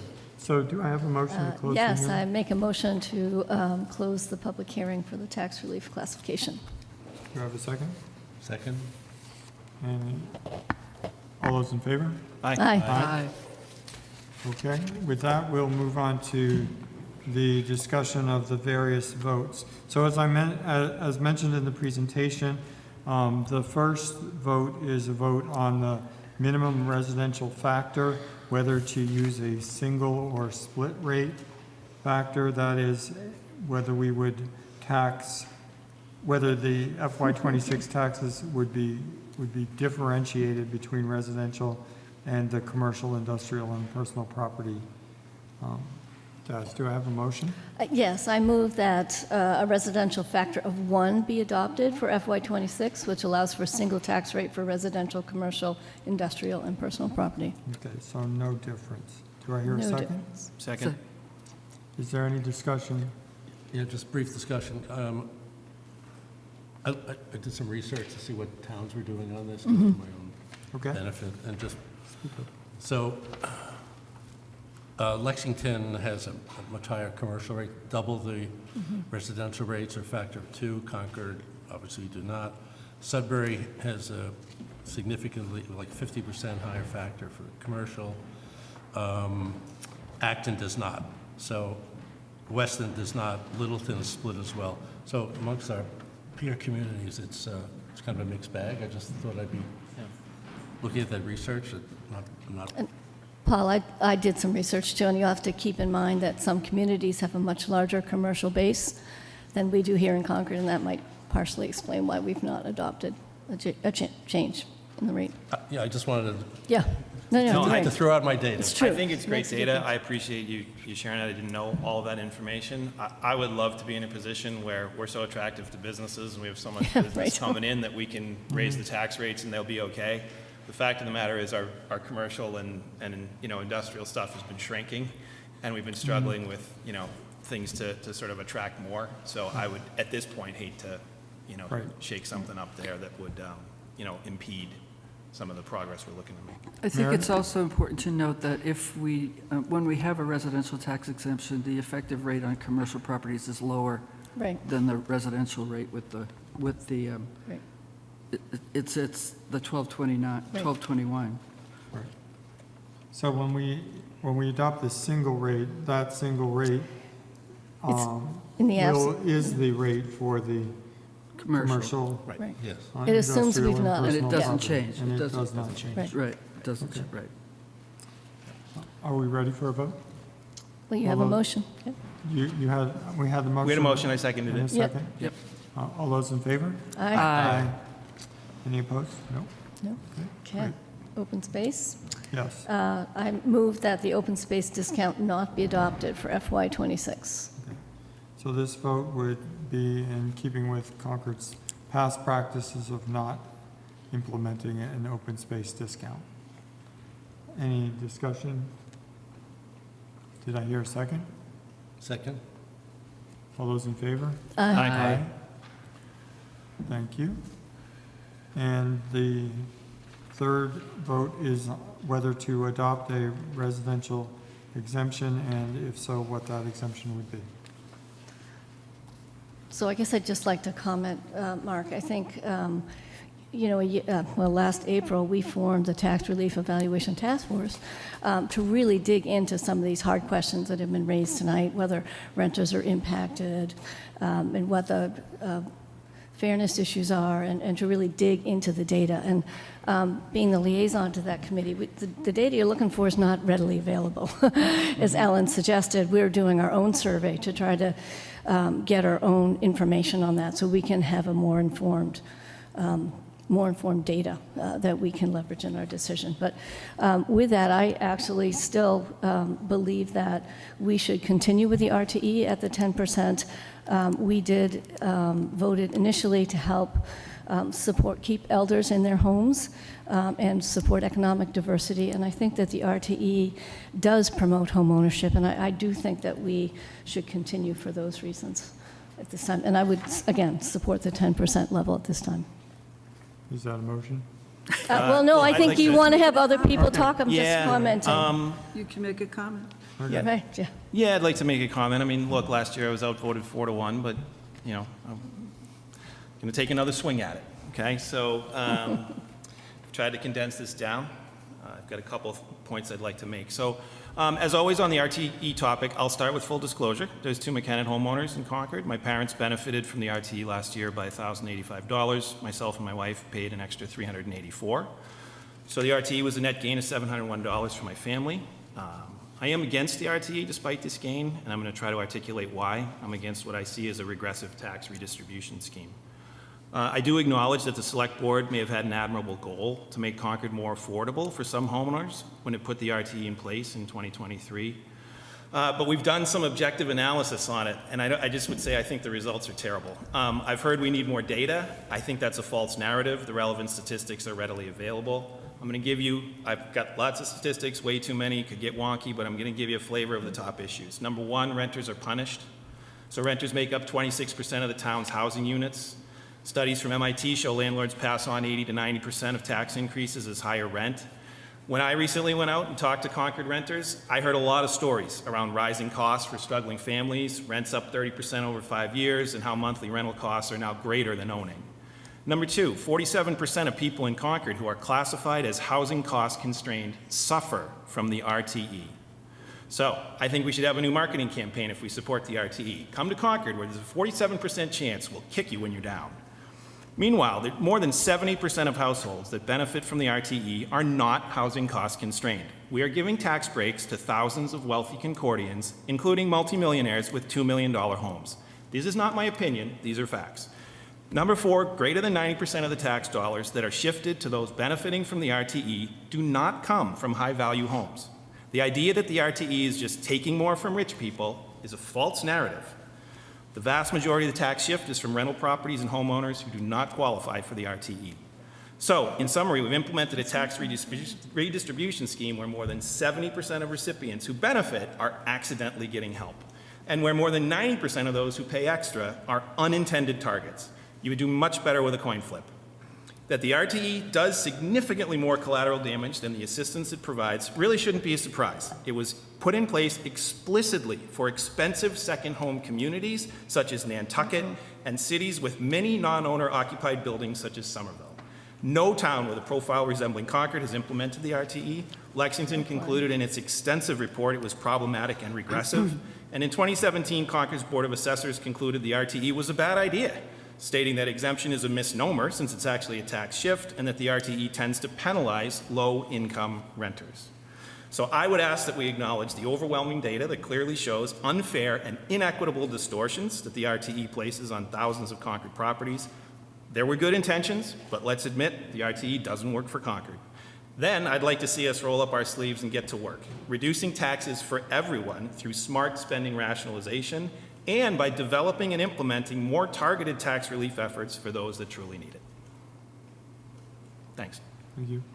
Any other comments? I have a comment. You do? I do. Okay.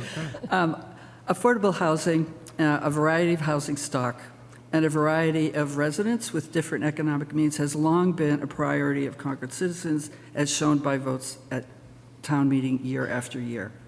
Until we have a better mechanism, I continue to support the RTE. Having said that, one of the most effective ways to accomplish these same objectives is to increase the inventory of affordable homes in Concord. While we have a few wins in this regard, we have not been particularly successful. In the last 20 years, over 400 single-family homes have been demolished. In the last 4 years, only 7 new affordable units have been added to our SHI. Our SHI hovers around 10%, yet only 7% of those are truly affordable. I see the RTE as a supplement to our efforts to achieve Concord's housing goals. Yeah, I'd like to make a comment. I agree that slowing down spending ultimately is the way to attack our tax problem, but slowing down is what we're about. Decreasing our taxes is a bit of a dream. I think slowing down should be the financial sustainability mantra for us all. Now, on this issue of the RTE, so I'm the newest to the select board. I wasn't here when it was voted on. I do benefit from the RTE as a homeowner. But I think the original objectives of the RTE was to provide, as Mary said, tax relief to seniors, tax relief to a certain segment of the population. And I think it's largely accomplishing that. But more importantly, we don't have a lot of tools, right? If there was a perfect tool, we would apply it. This is not a perfect tool. Nobody is arguing it's a perfect tool. But I think what we have to roll up our sleeves is find other tools. I think I'm relying on the Tax Relief Committee to look at other tools like Section 14C.5, Section 5.0, which would benefit renters. There are ways for renters to, and for landlords to have an impact on the rental issues here, and I think we haven't explored that yet. So I think rolling up our sleeves is to find tools in addition to the RTE, not just to throw out the RTE. So we do need more tools. I think the survey and task force is very important. Last year, I was an observer at this meeting, and there was a cry for a task force. And the select board at the time responded. There's a task force to study this. The task force is in the midst of doing that. Do we need more data? You can argue we need more data. We have 1 year. I'd like to see how many more people apply. I'd like to see the distribution of who benefits. I do agree that those that do benefit that should not benefit. Can we do something about that?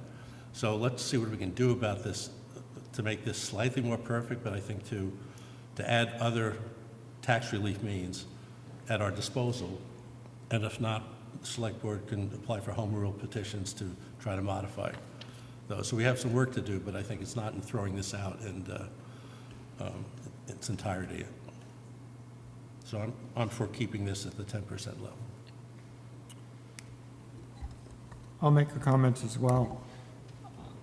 I think that we chose the 10% tax level, exemption level when we implemented this because we were aware of the fact that at the lowest property value levels, that does actually provide some pretty substantial relief as a percentage of the tax burden for those property levels without creating exceptionally high impacts at the highest level. So this represents a relatively modest shift. I too am interested in the results from the task force, and I recognize that when you're trying to analyze economic issues like this, it takes a certain amount of time and effort to really separate the signal from the noise in terms of what is really driving behavior. So I'm for continuing the program as we envisioned it to start out.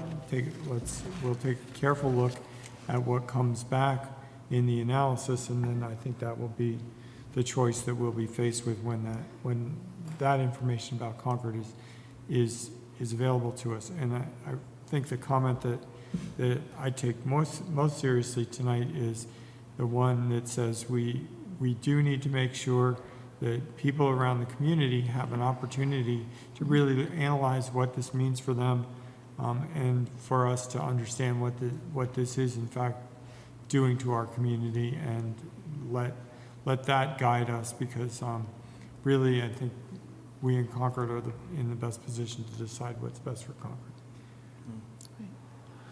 So I would just add, the demographic data is not going to change. So a year from now, it's not going to change. And then, Mary, just to pick up on your comment around housing inventory, I would also just add to your comments that with the approved affordable housing projects in the town, that we'll be at the 4th highest percentage of subsidized housing inventory in the state of Massachusetts, following only Bedford, I think Chelsea, and Holyoke. So to me, I think we are doing a lot around affordable housing. But this is if the 240Bs? Correct. Yeah. Yes.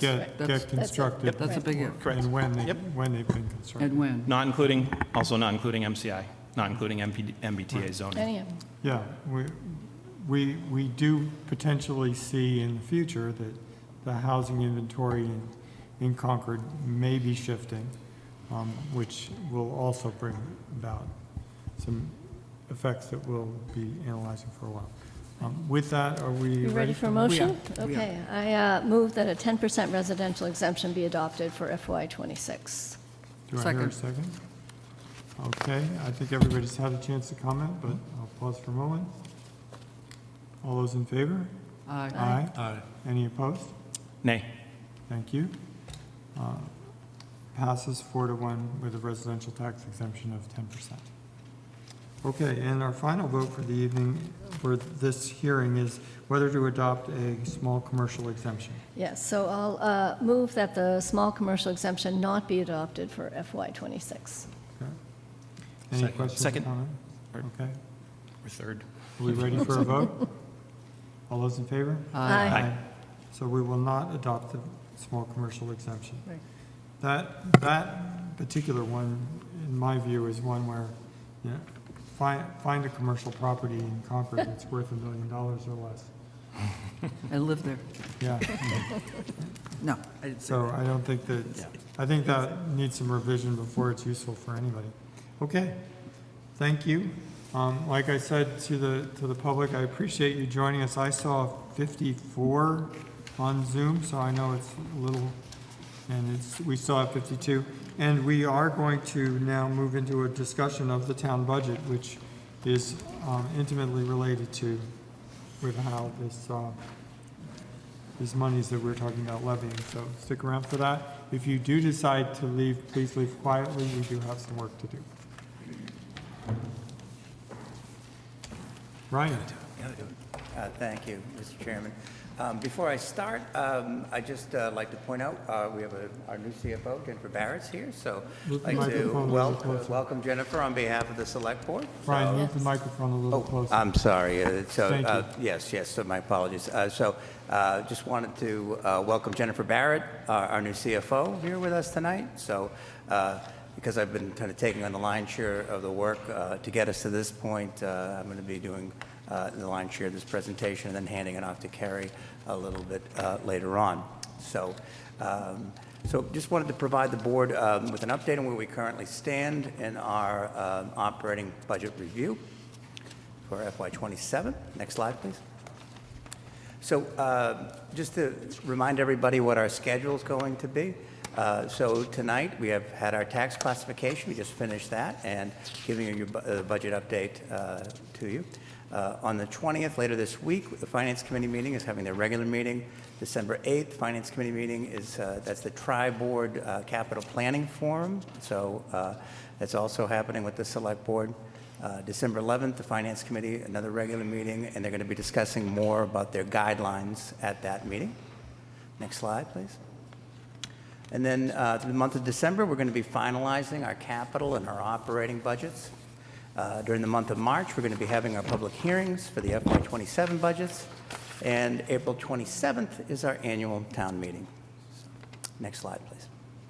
So in terms of some of the things that we've already had brought before the Select Board in terms of priorities for the town manager's budget, first is a review of our police command structure. Currently, the chief is a bit stretched thin right now. There is not a deputy chief. So if you look at most Massachusetts municipalities, you'll see that structure is in place. So one of the priorities in coming into this cycle and having multiple conversations with the police chief is to look at that potential of bringing on a deputy chief. And we're also looking at potential reorganizations within the police department that may allow us to reduce that cost. But if we were to just bring that position in, and including the educational incentive, that's looking at like about $205,000 to add to the budget. Next slide, please. Another suggestion is looking at a public safety business manager. The sort of corollary to that is at Public Works, there is a business manager for Public Works that helps organize both on the budget administrative side, the multiple components that they have going on. So on this end, this would be someone who could bring together the public safety side, which is police, fire, and dispatch. And dispatch, as you know, we're trying to stand up on its own, so that is kind of changing. And another proposal here that if we were estimating at about 128,000. Next slide, please. Another position we're talking about here is the IT Business Knowledge Manager. This is someone who can really help the town on a broad perspective in terms of a lot of different IT initiatives. Specifically, some of the things that they could help us with is when we're moving on from one piece of software to the next, that being able to, when information's archived, to be able to access that archive, being able to identify what is, working with the various teams in town about finding software that best meets our needs, as well as other very much project-based IT initiatives that we regularly have going on. Next slide, please. We have also discussed the potential for providing additional support to our town archivist, who is the lead on addressing public records requests. Town managers talked about the fact that we are getting a tremendous amount of records requests that are coming in that is basically kind of taking the archivist away from some of the things that he is responsible for. And so, at least when we talked about this, we looked at this potentially as a full-time position or potentially as a part-time, non-benefited position, but to provide for additional support, recognizing just the demands that are on the archivist's plate currently. Next slide, please. So, what we're looking at right now, we last year, as we came into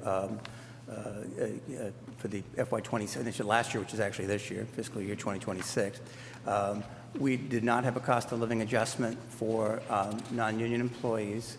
And what we're looking at now is the proposal for a COLA adjustment of 1.2%.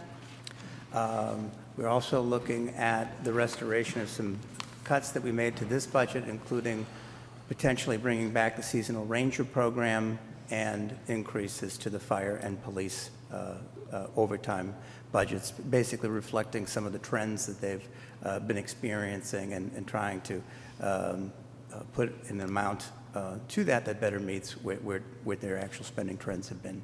Next slides, please. So we also have an incremental increase of about $73,000 in FY27. There's going to be 3 elections next year. So that's sort of the traditionally we see that sort of bump up in when we have that extra elections. We this also includes the work that we have to do to get ballots out, mail those ballots out, as well as early voting, which is now part of the tradition and expectation of what Concord and all of our other other municipalities in the state are expected. This does include the elimination of our vacant risk and compliance manager position. Those responsibilities have been reallocated to other departments within the town, including the finance department. We have the town manager and the finance department have met with all of our various departments throughout town to review their operating budgets, the capital budgets. We're still continuing that dialogue and following up with them on questions that we have, but we are, we've basically completed that initial review process. Next slide, please. So right now, in terms of where we had started the process, when we had basically met with all of our departments, we asked them for their updates and all of their asks. And with that, what we had was a budget increase of about 5.3%. Next slide. So at the October 30th Finance Committee meeting, the Finance Committee issued a preliminary guideline in terms of where they wanted to see both the town, Concord Public Schools, and the region in terms of targets. So at that meeting, in terms of where we were going to be in the town side, I provided that presentation. I thought in terms of what our expectation would be is that we would be bringing in a budget somewhere between 3.5% and 3%. The Finance Committee at that meeting voted a guideline for the town at 2.5%, for Concord Public Schools at 2.5%, and the region, based upon the assessment, the initial assessment that came out, they were at negative -0.9, and that's basically what they had stuck with. I would note that, for Concord, we're ahead of the game a little bit here, where it's the -0.9, but we are seeing a corresponding increase on the Carlisle side, so that'll be a little bit of a challenge for them, but just something to note as we continue on in this process. Next slide, please. So we then went through and did our own review in terms of, as I said, we started at 5.3%. Some of the positions we talked about earlier, the positions we'd like to have, but realistically, we chose to forego, was the public safety business manager and the public records administrator, which we had, in at least the initial take, in at $40,000. So the two positions that we are keeping in here would be, as we discussed earlier, the deputy police chief and the IT knowledge business manager. So when we, at least where we are right now, inclusive of the risk manager that we did not put into this budget, this would be a net increase of 1 full-time equivalent. Next slide, please. So other reductions, we talked a little bit about overtime. We went back to police and fire and trimmed that. I think currently ended up, based upon their request, provided both of them increases of roughly about $25,000 each. And we are also bringing back the potential reduction in library overtime, and that would mean that the libraries would be closing on Sundays, and that's a decrease of about $44,000. Next slide, please. So other reductions and changes. Council on Aging, we get formula grants from the state, so this is something that we haven't fully accounted for in prior budgets, and we think right now, by doing this, we would be able to reduce that request by about $25,000. We also went through basically all of our budgets to look at what our actual spending trends have been, and really tried to look at this with the proverbial fine-tooth comb. And with that, we're basically made another $320,000 in reductions. Again, we're at 5.3. We're trying to get close to what the Finance Committee's request is at 2.5%. Next slide, please.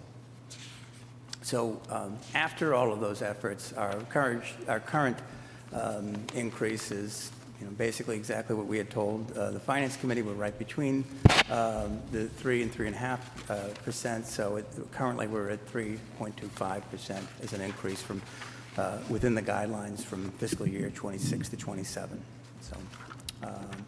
So that's basically an update to the board in terms of where we are today. We're going to continue that conversation with the Finance Committee and provide probably the same update to them. The Minuteman Regional is coming in, the VOC is coming in at that meeting. The chair has reached out to the schools to give them an update and ask if they had any other information to share, but this is part of that dialogue before the Finance Committee develops their final guideline, which I believe on our calendar should be December 11th. So, and I think the next slide is Kerry's, but let's just check. Do the next slide, please. Yes. So with that, I will turn things over to Kerry to talk a little bit about our budget approach. Okay. Thank you, Ryan. So I wanted to spend a few minutes talking about how we move from where we are right now at 3.25% to something closer to the Finance Committee's guideline of 2.5%. Ryan and Jennifer and team have really done an amazing job in a short period of time. Many of you probably don't know Ryan's just been with us for 5 months at this point, and Jennifer 3 weeks. So, no, 3. And so in a very short time have really combed through all of the department budgets with the department managers. And we really feel like we are at a point where we can't cut back on line items. We need to talk to you in the community about priorities. We have had a number of years where we have trimmed 1%, 2%. We made some significant position reductions last year. I think for the most part they are they are going well. I can tell you the reduction of the sustainability, I'm sorry, I have my back to you. The reduction of the sustainability director position, it's been hard, but we have picked up the work. Megan and her staff have picked up the work there. But we can't just trim anymore. Some of the cuts that we proposed last year and we're living with, particularly overtime in public safety, they're very hard to manage. A new thing that has popped up this year is every Thursday at 5 o'clock, we have a protest of sorts out in Monument Square, and often that requires some level of police presence because at the end of the workday, there is a lot of traffic coming through Monument Square, and people get frustrated because they're sitting in line on Lexington Road. So we've incurred about $15,000 in overtime costs just associated with the Thursday events. So again, my interest is talking to you about evolving our budget approach. And I want to make it clear that on an annual basis, the town builds its budget from the ground up each year. We ask departments to justify expenses, personnel, utilities, supplies on an annual basis. We don't make a point of saying that. We don't call it zero-based budgeting because I think Ryan and I don't agree that it's zero-based budgeting, but it doesn't mean that we're not looking at every line and building our budget each year. But again, what we would like to move to is priority-based budgeting. And there's a lot of information on the slides. That's mostly for the packet because at the end of this presentation, I'm going to ask for a special session to talk about the budget further. So next slide, please. So we are moving from our traditional bottoms-up budgeting approach to this priority-based budgeting approach, where we are going to be looking at aligning spending with community priorities, evaluating programs, not just line items, ranking programs by priority and impact, encouraging data-driven decisions, increasing transparency and accountability, and promoting collaboration and innovation. Again, we're starting that this year. We're starting sort of mid-process, and so there are only a few areas that we will be ready to talk about, but we hope to approach the fiscal 28 budget through this lens and this process, and looking again at priorities and not line items or departmental spending. Next slide, please.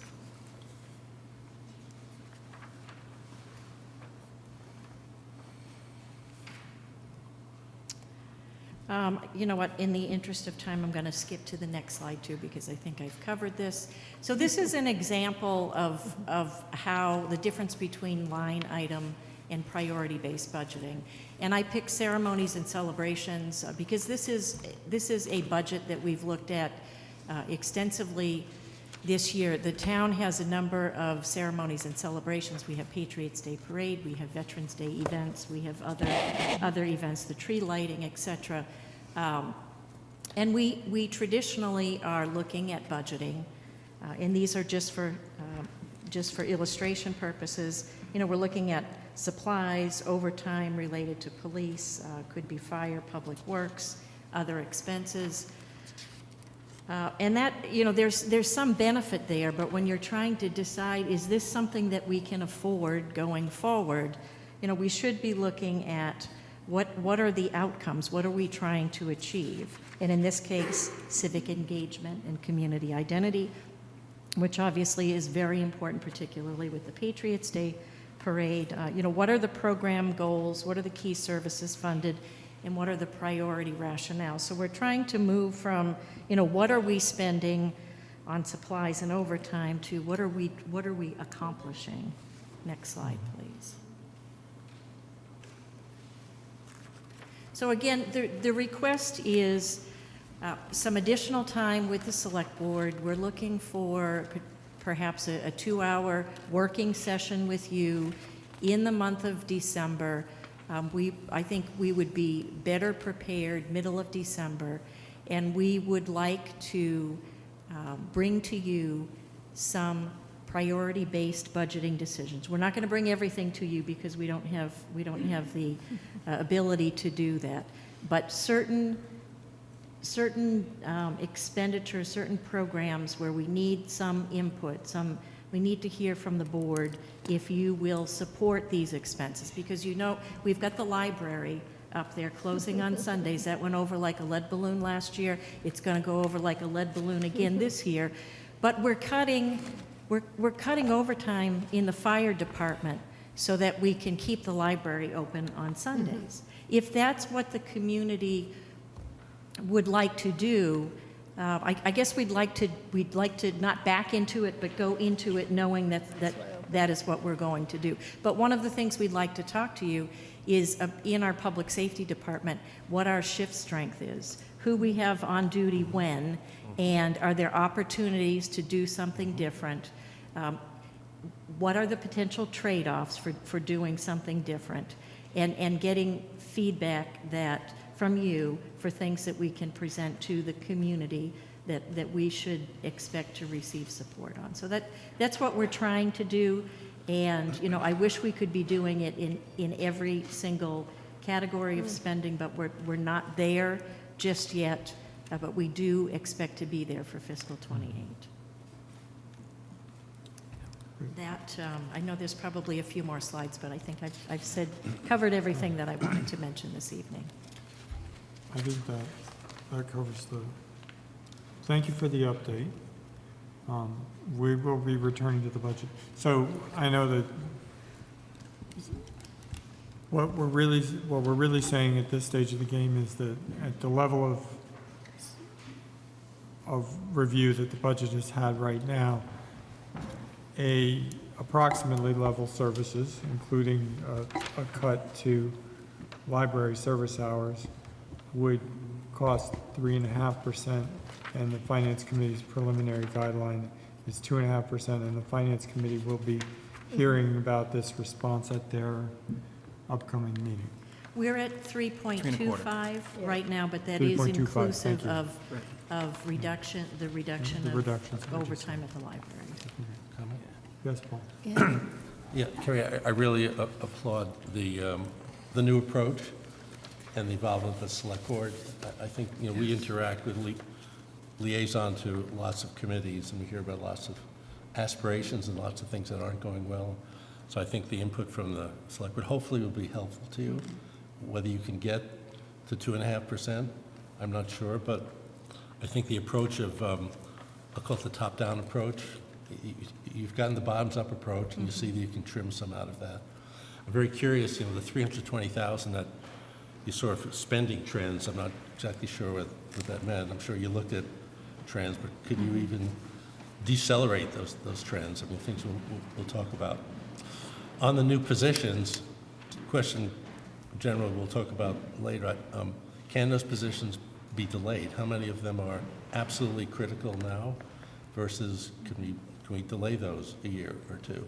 You've already taken some positions out of that, so those are certainly not high priority positions. The ones you have there for public safety, I think, are really important. But, you know, are these critical things we need to do now, or can we delay them? So I think we'll have those conversations, but you know, I think we can make some progress. And one thing I looked at the website of the group you're engaging. I think they have a pretty good approach, but I didn't see the mention of benchmarking on there. I think part of the analysis that I'm going to want to hear about a little bit of benchmarking, which is really tough to do, because you have to say what town is just like ours. There isn't any town just like ours, but there are pieces of things that go on in other towns for open space conservation that are like ours. So I'd like to see if that consultant can help us with that benchmarking, as sort of the outside view of the world. I will say the selected categories of spending that we will bring to you are based on benchmarking, where we see that we are different than peer communities, and we would like to talk about Great. that. So a couple of comments. So first of all, thank you for the information, very helpful. Would also just want to applaud, I mean, you started at 5.3, you needed to get to 2.5, right? you got 3/4 of the way there in one session. So like from 5.3 down to 3 1/4. So, I mean, It this is. wasn't one session. Well, okay, but, you know, in one report, back to Right. us, right? So, you know, yes, we don't know all that, what went behind that, but you got 3/4 of the way there, right, already. So like, hey, we're already on a good trend. So, and I also, though, would totally agree and support the idea that, look, we can continue to push on some of the line items, right? And, you know, can you squeeze a nickel here and there? But the priority-based budgeting, some of the benchmarking, looking at places where we might take some, you know, kind of bigger swings at opportunities. And to your point, like having that discussion amongst the select board, which I fully support, also sort of hearing from people in the community, right? So, you know, an example, just an example, when we look at our fire department, love the firefighters, love the fire department. When you compare us to Sudbury, Sudbury's at 500 more people. We've got 46 firefighters, they've got 35. I think a big driver of that is we have 11 people per shift on the staffing and they have 8, right? So it's a different service level. And maybe there's reasons behind that, but it's an opportunity to look and challenge and say, if we wanted to have a different service level, what would that look like? What would that lead to? Is that something that we as a community want and would support and endorse? Or is that, you know, no, there's reasons why we want to do it differently. So I fully support that type of, you know, conversation and looking at some of those different opportunities. I think when you look at something like that, though, you have to look at calls too. Like, what is the call volume? Totally. Metrics. Sudbury doesn't have Absolutely. Route 2 running through it. Totally got to look at the call volume, totally got to look at how many trucks are rolling, right? You know, all of those things. So again, benchmarks aren't going to solve the problem and they're not perfect. There's sometimes an indicator of opportunities at where we might look. Mary? Thank you. Thank you, Carrie, and thank you, Ryan. That was a great presentation. I've got it seems like we're having two conversations. One is how do we respond to the FinCom's guideline, and the other is how do we improve our budgeting process going forward. So for the first thing, I'd like to say that as far as the budget that we have now, the 3.25%, I have two questions. One is, we've got some challenges in front of us as far as how do we best use the land we have coming available, and that's going to put a big burden on staff. The MCI Advisory Board had the advantage of 700+ K of consulting money. We don't have that anymore. So I'm wondering if the budget, how do we incorporate that level of staff, and we're going to be depending upon you a lot, how do we incorporate that into the FY27 budget? The other thing I'm thinking about when I look at the budget is I would also like to see some productivity improvements, and how do we offset increases with some productivity improvements as opposed to closing the library or not hiring somebody we think that we really need. So looking for offsets and productivity improvements, and also addressing specifically how are we going to support this huge amount of work we have coming at us for the next few years. So that's as far as my comments around meeting the guideline. As far as the new process, I think that's great to do a priority-based or outcome-based. And I just, while we were talking, I looked at our goals that we didn't do that, right? So our goals are very aspirational. They're kind of all over the place. And if we could have these conversations before the select board nails down its goals, I think that would be great. So integrating our spending with our goals, I think that's a great idea. And I'm glad you're heading us in that direction. Which I think has a lot of implications for us as a select board Yeah. to move Yes, those we've goals. got to start- We've been talking about this for a little while, and I think now is the time. to Yeah, do it. we have And a to- separate so- session would be great in December. Yeah, no, I mean, it really, Yeah. it should be in Q1, Q2. I just want to comment, I think the other thing about the positions is there's also ways to, as we think about sort of project managers and grant writing, there's revenue opportunities too. We've talked about a pilot, so how can staff help us on some of the revenue side of the house too? Because I think that's also part of our goal, and I think there are some opportunities. And I'd like to think the pilot could help us somehow get some money for the library too. So there's some users there, so I think we have to be creative. But definitely appreciate the opportunity to collaborate and help you. And provide that insight, I think, is helpful. Benchmarking is very important, and we should have more metrics behind it. I know the police and fire do, but there are some times when we're in a, we have a hospital here, we have medical facilities. We're going to be unusual, right? We're not a standard community. So we have to just keep those things that are unusual in mind. And we all just have to recognize that as well. So, but I'm glad, and I would like us to see some of those benchmarks when we get to these discussions on the outcomes that we're looking for, too. I think that's going to be helpful. I should have also mentioned that we have completed the enterprise and other fund, the chargeback. Oh, good. Great. Analysis or exercise that we went through, and we can walk through the results of that with you at the session.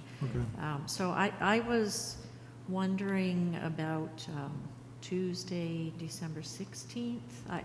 That actually might be a problem because it's That would be a problem for me. through, I think, the Hanukkah also, right? Yeah, the other thing that I failed to mention because it came in later this afternoon was we are being asked about scheduling a housing roundtable either on the 15th, 16th, or 17th.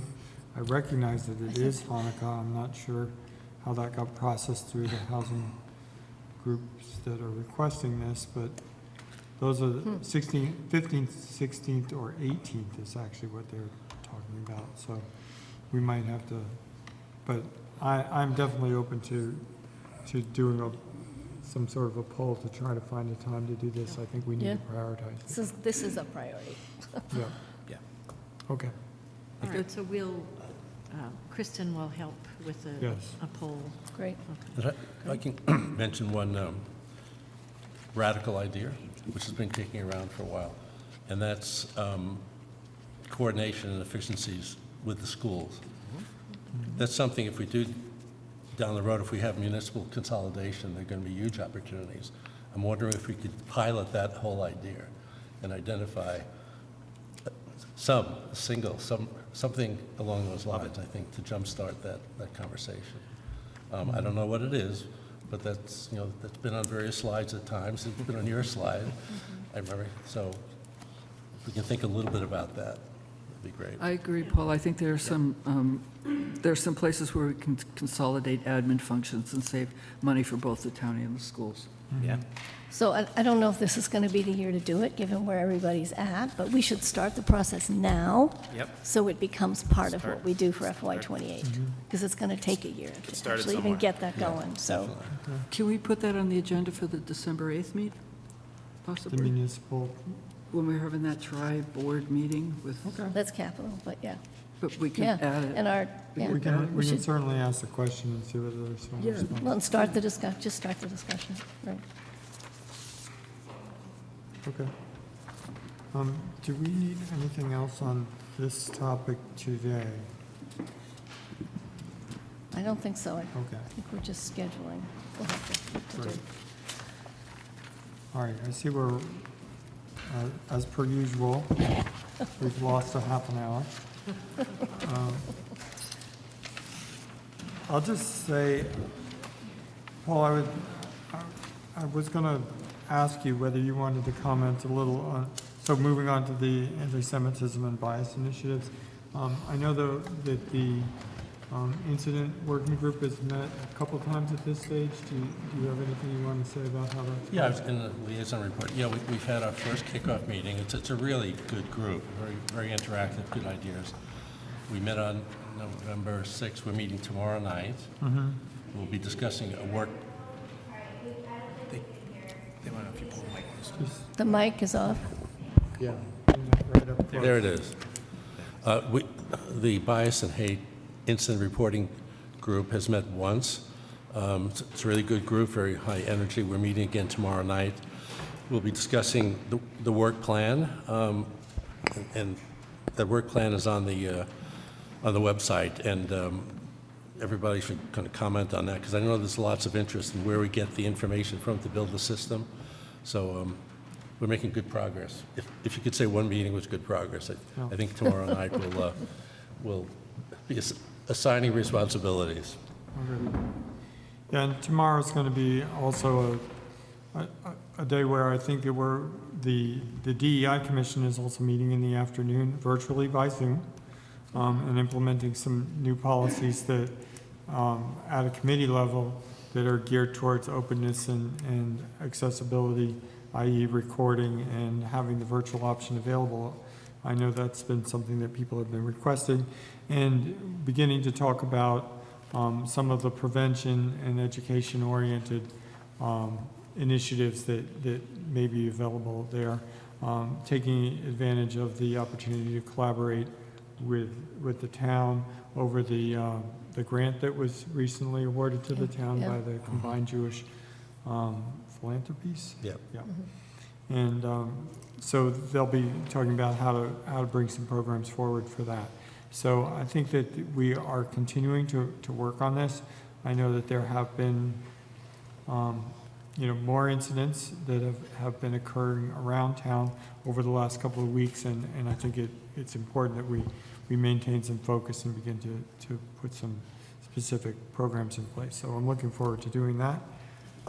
So, sorry, Mark, that meeting tomorrow is being recorded? Yes, it's going to be, it's slightly earlier, and I think it's 4 o'clock. It's 4 o'clock. Okay. It's a virtual only meeting, and Got it it. will be recorded. Awesome, thanks. Yeah. Okay. Anything else on that topic for today? Good. Okay. Any comments or questions about anyone's liaison reports? Well, we only have 2.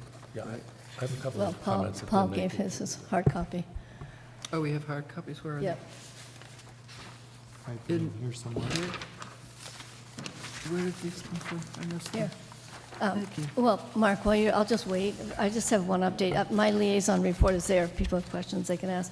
But I just also wanted to add that last Thursday, we have two home rule petitions that were heard by the Joint Committee on Election Law last week. So I gave testimony on 2 of those. One was it's our home rule petition H4522, which is the remote participation home rule petition, and then H4713 was an act relative to ranked choice voting. I just want to comment, there was a lot of comment around ranked choice voting across the state, and a lot of criticism for the legislature on not taking action for a number of towns. So I'm optimistic that they'll move that out of legislation, but I don't know, we'll see. And then there were some good questions on remote access that I think most of the towns were able to answer, but we'll see where it goes. Just want to let people know that it hasn't been forgotten. Yeah, I should probably mention out loud, I know that I did send around an announcement that as far as liaisons go, Paul and I have made a trade, and Paul is now the liaison for the Natural Resources Commission, and I am returning to the role as liaison to the DEI Commission, so that's why you'll be hearing those updates from us. Great. And I just want to add, actually, to Paul's comments, so I'm not trying to hijack it, but Veterans Day I thought was great. Yeah. So just that it was a great Yeah. ceremony. We were all able to attend. It was, just well attended, and, Paul, you're the public ceremonies and celebrations, so I don't know if there's anything else you want to add, but I just feel like calling that out and sort of thanking all of our veterans and I want to congratulate Holly and the whole committee. Yes. And all the people, Holly just sent me a list of all the people that participated. There's too long a list, but it was really well done. A lot of flags were retired. But I should mention that that committee needs 3 more members. There are 3 vacancies. It's a really interesting committee, planning all the public ceremonies in town, so I'll make a pitch for that. They're working hard. They have a couple of people that are coming off, and they need to replace them. So, public, hear me out. Apply, volunteer. It's a great committee.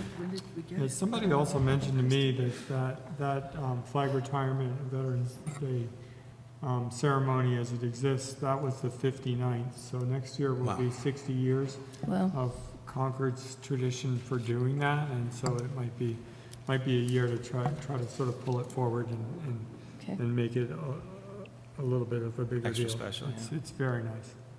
I should also mention that last Monday, there was the flag raising for the 250th celebration of the That's right. Marines as well. That was actually a nice little celebration. In the rain. Yeah. Just one other thing on vacancies, Natural Resource Commission, now that we made the switch. Yes. They're in the process of filling 2 vacancies. They have good candidates. I think they're in good shape. They're also adding 2 associate members, which the charter has, so there's some vacancies there. And the Warner's Pond Management Committee, which is the committee that was born out of the task force, candidates should submit a letter of interest by December 5th to the Natural Resource Commission for that new committee. As long as we're mentioning opportunities, we also need people on the personnel board, which is an important function in terms of the relationships between the town and particularly its professional and non-union workforce. That committee's been running shorthanded for a little while due to a couple of resignations from the board, but it's important work, and if we've been looking at who's applied in the past for that, and there hasn't been much interest in that. So if you do have a personnel or workforce management background and would like to serve the community in that way, please be in contact or fill out a volunteer card so that we can bring you on board. I see that there is a comment on Zoom, and I think we're getting to the end of our agenda, our open meeting agenda, so I will take a comment. Is that, I don't have my glasses. Joan, would you like to say something? Yes, thank you very much. This is Joan Densberger. I'm a resident of Concord Green. Thank you very much for recognizing me, and I apologize for the late entry here. I was in the meeting and had to leave the meeting for another professional commitment, and I have just rejoined, so thank you very much. I would like to just please comment quickly on the tax exemption matter that was before the board this evening. My professional background, I'm an attorney, but I am an adjunct professor of health law policy and management at Boston University School of Public Health. And I would urge the board to please think beyond the data, which of course is foundational, that was presented this evening, but to think beyond the data to the practical impact of the difference, possibly the tax exempt, the grant of tax exempt status, and I know I'm not wording it correctly, I'm sorry, I don't have it before me, but to an individual over 65, what that means. In very practical terms, there is a wealth of data now that shows that aging in place is a significant determinant of health, a so-called social determinant of health. When someone over the age of 65 and up, our older elders, when they have to leave their residence because of financial concerns, they have to leave and relocate somewhere. It is extremely disruptive in their life. Not just it takes them out of their social circle, but also very often that they are removed from familiar healthcare providers, healthcare systems, and so on. And it can result in a deterioration of their health that otherwise could have been avoided perhaps, or mitigated at least, had they been able to stay financially in their home. And so we would urge that, I would urge the board to, again, on a broader measure, beyond the four corners of the data, to look at these human concerns. Individuals over 65, this is, of course we all know this, encounter unexpected expenses that younger people may not have to deal with, such as significant medical expenses, and again, most on a reduced income. Even if they owned a principal residence at one point, most likely they've sold it as they age, and so they're living on a reduced income as well. Again, so that it's challenging for them to, for many older individuals to try to hold on to their home, if you will. So I urge the board to take a broader look at that issue in that context. I want to thank you again so much for allowing me to speak. Thank you. Thank you for your comment. With that, the board is going to move into executive session, not to return to open session, and we will be discussing the considerations regarding the purchase, exchange, lease, or value of real property at MCI Concord, because the chair declares that an open meeting may have a detrimental effect on the negotiating position of the public body. Do I hear a motion? Yes, I move to enter executive session under MGL Chapter 30A, Section 21A6, to consider purchase, exchange, lease of value of real property, MCI Concord, if the chair declares that an open meeting may have a detrimental effect on the negotiating position of the public body and not return to open session, and this will require a roll call. Do I hear a second? Second. Okay. Mr. McKinnon? Aye. Mr. Bohm? Aye. Mr. Howell? Aye. Ms. Hartman? Aye. Ms. Ravelli, aye.